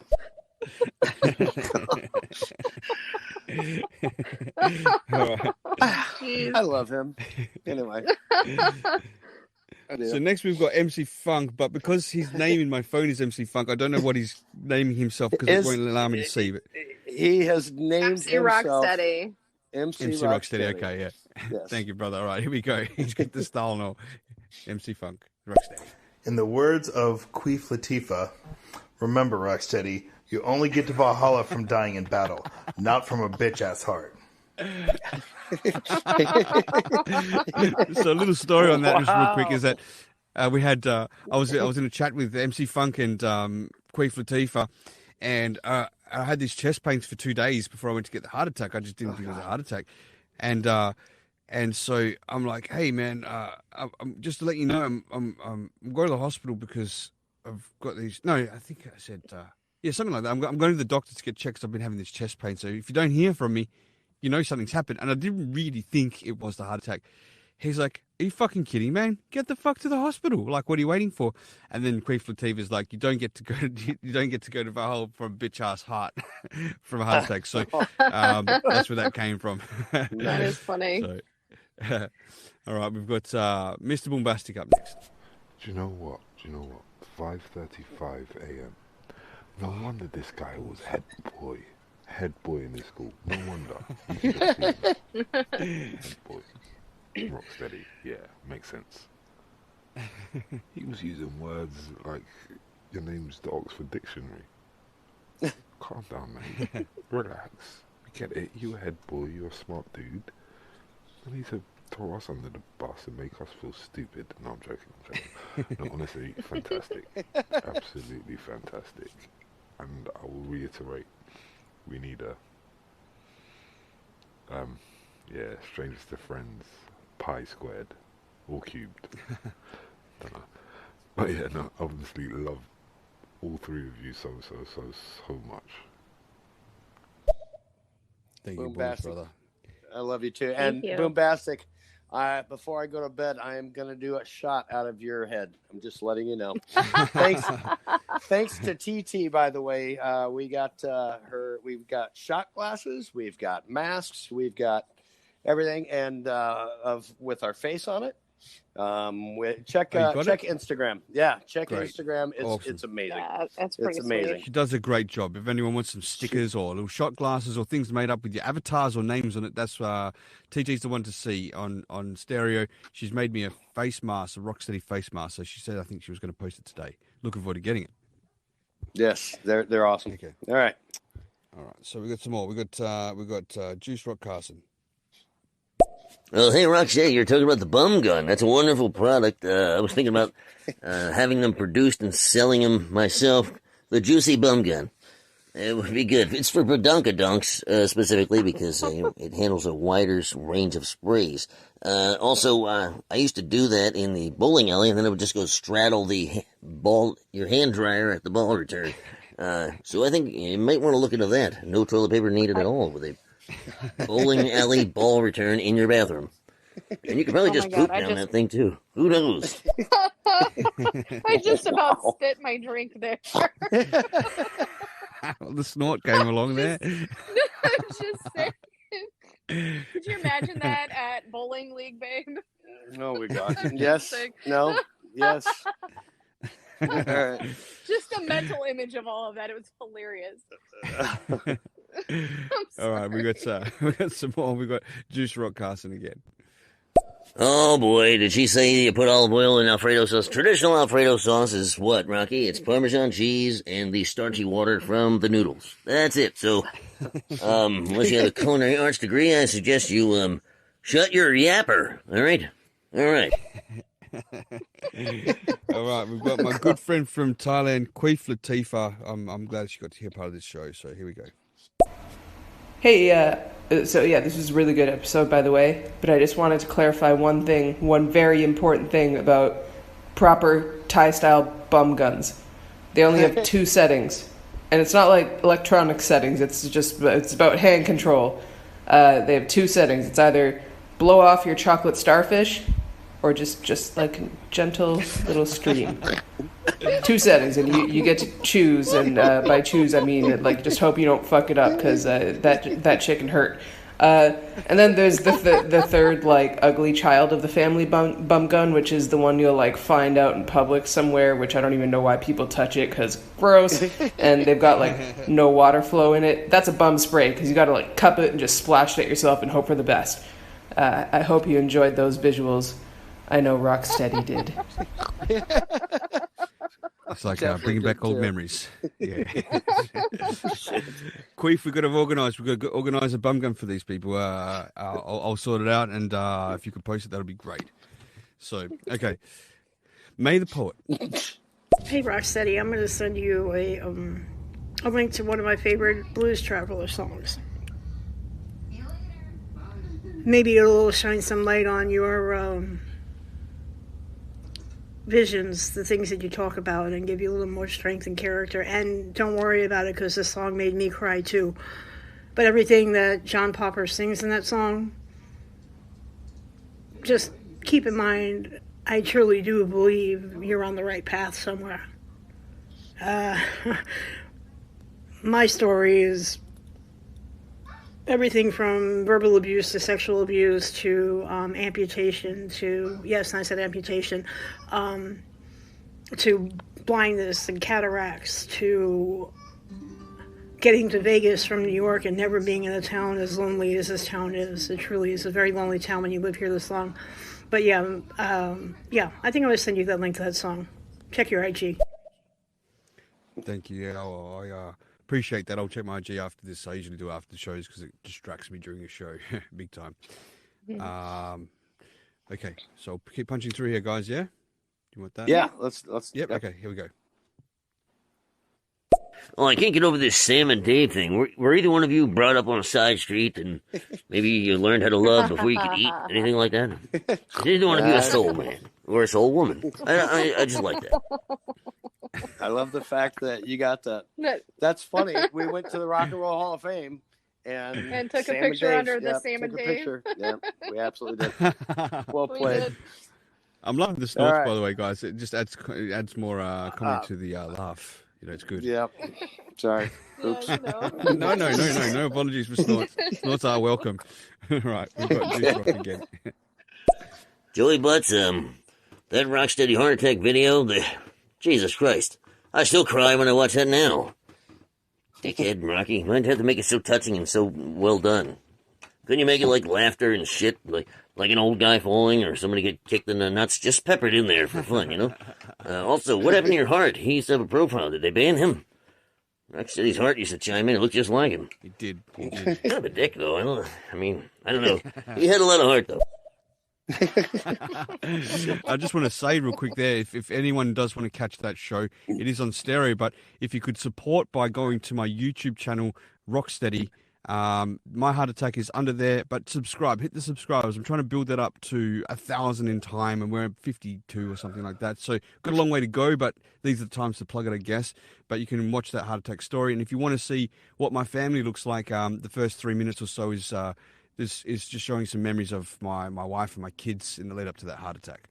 So yeah, Rocksteady, this heart attack is what it's called. Next, we've got Mr. Bombastic. Rock, remember what? I told you what my dad told me when you had your heart attack. Setback is a setback. And the way you resonated with that, it was what? A setback is a setup for a comeback. And you resonated with that. And when I had to go under the knife and you woke me up and everything so I could get to the hospital, I live by those words. That's why my father has so much time for you. I won't say he loves you because he hasn't met you, but if he did meet you, he would love you. Like, to him, you've been that guy for me. You've been like a brother to me, where my brother might not necessarily be there. You are a fucking fantastic human being, and you need to realize that one day in your life, and you're going to go places. Thank you, Bombastic, man. Appreciate that. Yeah, I am no different to another person. I just had a few experiences, I think, along the way. That's the way I see that. But now we've got Queef Latifah. Also, I'd just like to point out all the people that were crying when Rocstedi was crying. You were crying. I was not crying. I'm in the shower. There just happened to be someone in my kitchen cutting a shit ton of onions. I don't know where they got them. I don't even have onions in my kitchen. But goddamn them tears! I wasn't crying. I had something in my eye. Yeah. Now we'll Queef again. Ah, fuck! Just as I tried to redeem myself and get called out for being a bitch. God damn it. I stick by those words, though, only because you're alive. If you died, I would have deleted Telegram or wherever the hell I sent that. Oh, it was a great, memorable moment. And it's true. You don't get to Valhalla by dying of a bitch-ass heart. All right, we've got Joey Butts. Hey, has anybody ever seen the movie Private Parts? Howard Stern's movie about his life and stuff? Remember the part where he tells the lady to put the speaker on the ground and to sit on it, and then he goes. I think Boombastic could do that. They could do that with their phone, with his bassy voice. I mean, the bass is unbelievable. You know, and you owe me a butterflies, Boombastic, later. All right, you owe me some butterflies. All right, we've got Joey again. Oh, yes. I remember the first one. We went to Cancun for spring break. Me and my roommate that I went with, that we shared a room, we're seeing who could get to use the Bediddly Day first. I wanted to see what it was like. And I know that we both screamed when the water went up our butts. My aunt had one in our house. When me and my wife first got married, we moved into her aunt's house because she was always gone and they had a big house and shit. She had a Bediddly Day. And I would use it sometimes when nobody was home for like an hour. Yeah, it's great, man. You use it all day long. All right, we've got, Oh, well played, dad joke. all right, we've got Go May on. the Poet. Oh, now, I can't just go ahead and stay quiet. May needs to take a sip of green tea with some apple juice. But I heard through the woodwork and another thing, with Dave and Juice are doing a show tomorrow night on stereo at some point. So I would check it out since, he seems to have this rapport with Rocstedi and the group out here. So check it out tomorrow night. I'm not trying to plug anybody. I'm just saying, I've never shown anybody killed anybody, but watch my language. I can give me plug myself. But honestly, I figured I would just say something about it because, girls got to do what a girl's got to do. And good night to the panel. Sweet dreams. I had to shut her up. Sorry, she's driving me crazy. Anyway, yeah, stay tuned. We might get to 6 eventually. Plug away. Thanks. All right, we've got MC Funk. Yeah, no, I remember you had said you were having chest pains and it had been going on for a couple of days and you weren't sure if you should go to the hospital or not and deal with it. And I was like, Jesus, man, just go to the fucking hospital. You could be having a goddamn heart attack. And so you were like, how crazy would that be if I'd been having a heart attack for the past 2 days like some kind of fucking Viking? And then you go to the doctor and you come back. You're like, yeah, guys, so it turns out I've been having a heart attack for the past 4 days. And then Queef Latifah was like, like a Viking, you only get to Valhalla from dying in battle, not from a bitch-ass heart. That's right. That's the words exactly. Oh. All right, we've got AMC for life. What if it isn't good old Rocksteady? I am Dave and Sam I am. Well, if it isn't Miss Harley Quinn, EMC for life. I hope you guys are having a fantastic night and a wonderful life. Much love. Thanks, Sam. We have been. Love you, EMC. All right, we've got Stereo's Herpes Sore. It's a new one. All right. How's it going, everybody? I'm not new to this app. I've been here, I show up every once in a while, you know what I'm saying? Stereo's pain in the dick. And also, I just wanted to say that I'm here listening, man, and supporting you all the way. And also, you got to go get that prescription filled because you got to rub ointment on my face, all right? So, just be gentle next time. Right? You don't have to stroke me that much, okay, dickhead? All right, bye. It's rock herpes. Okay, we've got that's TT. I just got here, but Sorry, it seems sorry. like everyone's getting mushy and sentimental. So I love all you guys do. Especially you, Rock. Thank you for what you did today. Especially you, Dave and Sam. You guys are the best. Thank you guys for always having my back and supporting me and uplifting me. And Rock saying mean shit, the nice shit, and Dave always saying nice shit, and Sam always yelling nice shit in the background. I appreciate all the shit. Shit. Love y'all. I never say nothing nice to you, TT. Fuck you, go fuck yourself. And that for everybody else, that is where you get the awesome glasses and masks. And look up TT, hit her up because she has got, she's amazing. Her printing company, we just got it today. I'm so excited. And I'm going to drink a shot out of Boombastic's head. That's the way it's going to happen. Or Nunya's. I've got a Nunya one too. Maybe it'll be Nunya. Nice. All right, we've got a few more left in the chamber here. We've got May the Poet. All right, this is for Sam I Am, and she's drinking Arizona tea with apple juice. Sam, I told you not to bring that up with her. Oh, come on. Drink your damn tea already. I noticed your hair's green, like green eggs and ham. So wait a minute. You're going to bring up her hair color on her avatar. Exactly. Why not? So if you're saying that Sam I Am eats green eggs and ham, then why is my hair purple? I don't know. What, eggplant? Smartass. Maybe you've been eating purple-headed warriors. I don't know. That was... You going to say something? Oh, goodness. No, go ahead. Okay. No, we're good. We've got a few left here. We've got Zantia, my brother Zantia. Funk, I got news for you. You know what it's like to have a heart attack being a Viking. I mean, after all, you're from Minnesota. You've seen them play football. You watch them play enough. That's enough to give anyone a heart attack. Hey-o. Wow. Zantia again. He said stroking the dickhead. He did. And we've got Stereo's herpes sore. Oh, yeah, I forgot to tell you. I'm crying. It's just, I've had a lobotomy. It's a side effect from the herpes medicine that Rocky rubs too hard into my face. I told him, go gentle, but, he just, that son of a bitch, he likes to have a tug. I'm telling you. Whoa, look at Oh, Jesus. And lastly, we've got one more from Zantia. Purple-headed warriors, that'd be the Vikings. I mean, after all, choked enough times as it is with a football. I'm sure someone eating them, they'd probably die, and someone else would probably die by choking on them too if they ate them. Very true. Quick shout out to the audience. Nunya is here. Legends. Teen Wolf, Joey Butts, Queen Latifah, Bruce, Juice Rock Carson, Spawn Banderas, John, Mr. Big, it says John, Mr. Big Bad it's basically Too Much Posse. Yes, Mr. R, that's who it is.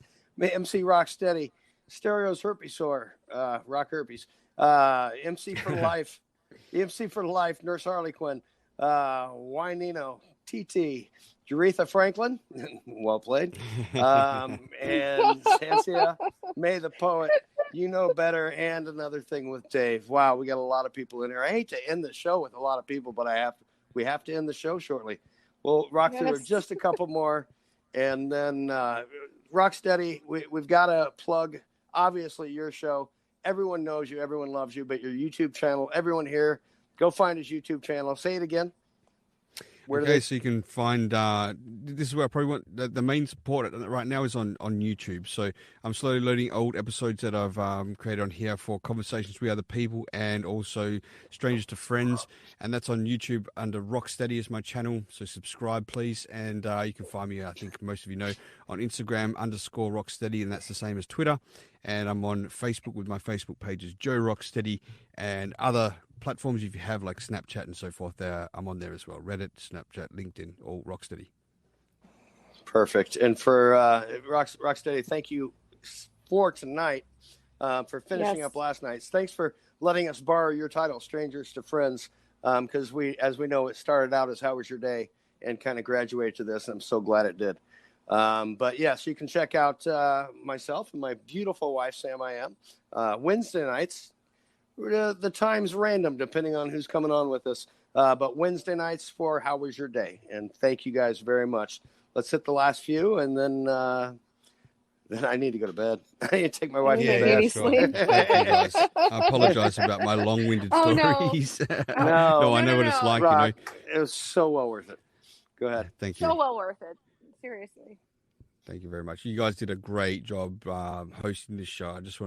I really want to sincerely thank you for just allowing me to go through that process and relive some of those moments. And, and it's nice to put it together as an adult too, when you don't sit down and think about your life in sort of that sequence. So yeah, just wonderful. I'm really appreciative to you guys. And we have made friends now. We weren't really strangers, but we're definitely friends now. And again, I appreciate your support so much for what you've done for me along the way. So in saying that, we've got 3 messages left in the bank, and we can get you guys to bed, and you can maybe give Sam a massage and see where things end up.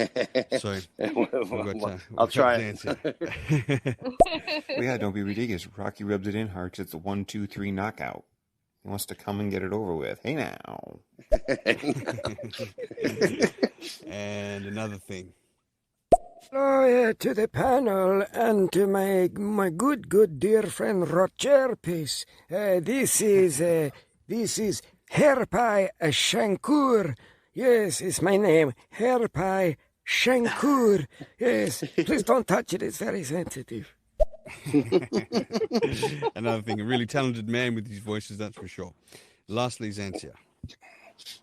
Seriously though, Dave and Sam, though, I've heard you guys around on stereo. It's great to meet you. And I hope you guys have a kick-ass, wonderful night. And Rocksteady, go fuck yourself.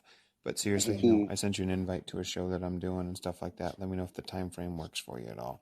But yeah, it's been great to meet all of you people, and have a great night. Thank you very much, Thank brother. you. Thank you, Xantia. Well, that wraps it up, right, guys? I think it does. I think it does. Rocksteady, thank you so much for being our guest last night and tonight. Everybody in the audience, thank you so much for listening. Sam and I kind of planned this because we thought it was important to get Rocksteady's story out to you guys. It's something that's why we kind of reversed it here. And we're so happy, Rocksteady, that you came on with us. And we're so happy to be able to present you and your story to everyone. It meant so much to both of us. So thank you very much. It means a lot to me too, and I just really want to emphasize how much it means to me what you've done, and I just appreciate you guys as people and as friends here on stereo. And when I come to the States next year, I'm definitely going to stop and meet you guys and hang with you guys for a while too, as well as some other people I want to meet. So you're on that list. We'll make that happen. Perfect. Wherever you end up, Yes. We'll be there. Yep. We will be We there. absolutely will. Can't wait. Thank you, and thank you to the listeners for listening to that story. A little long.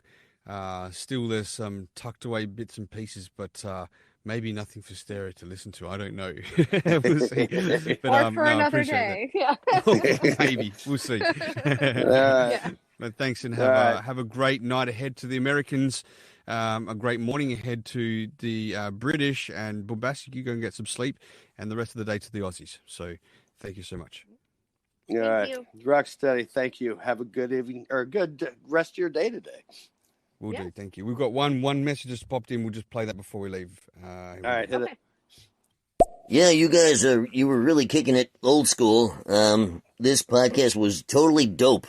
All right. You guys were keeping it 100. All right. Just remember that shit, homie. Yeah. All right. Thanks, guys. All right. All the best. You have a great evening ahead. All right.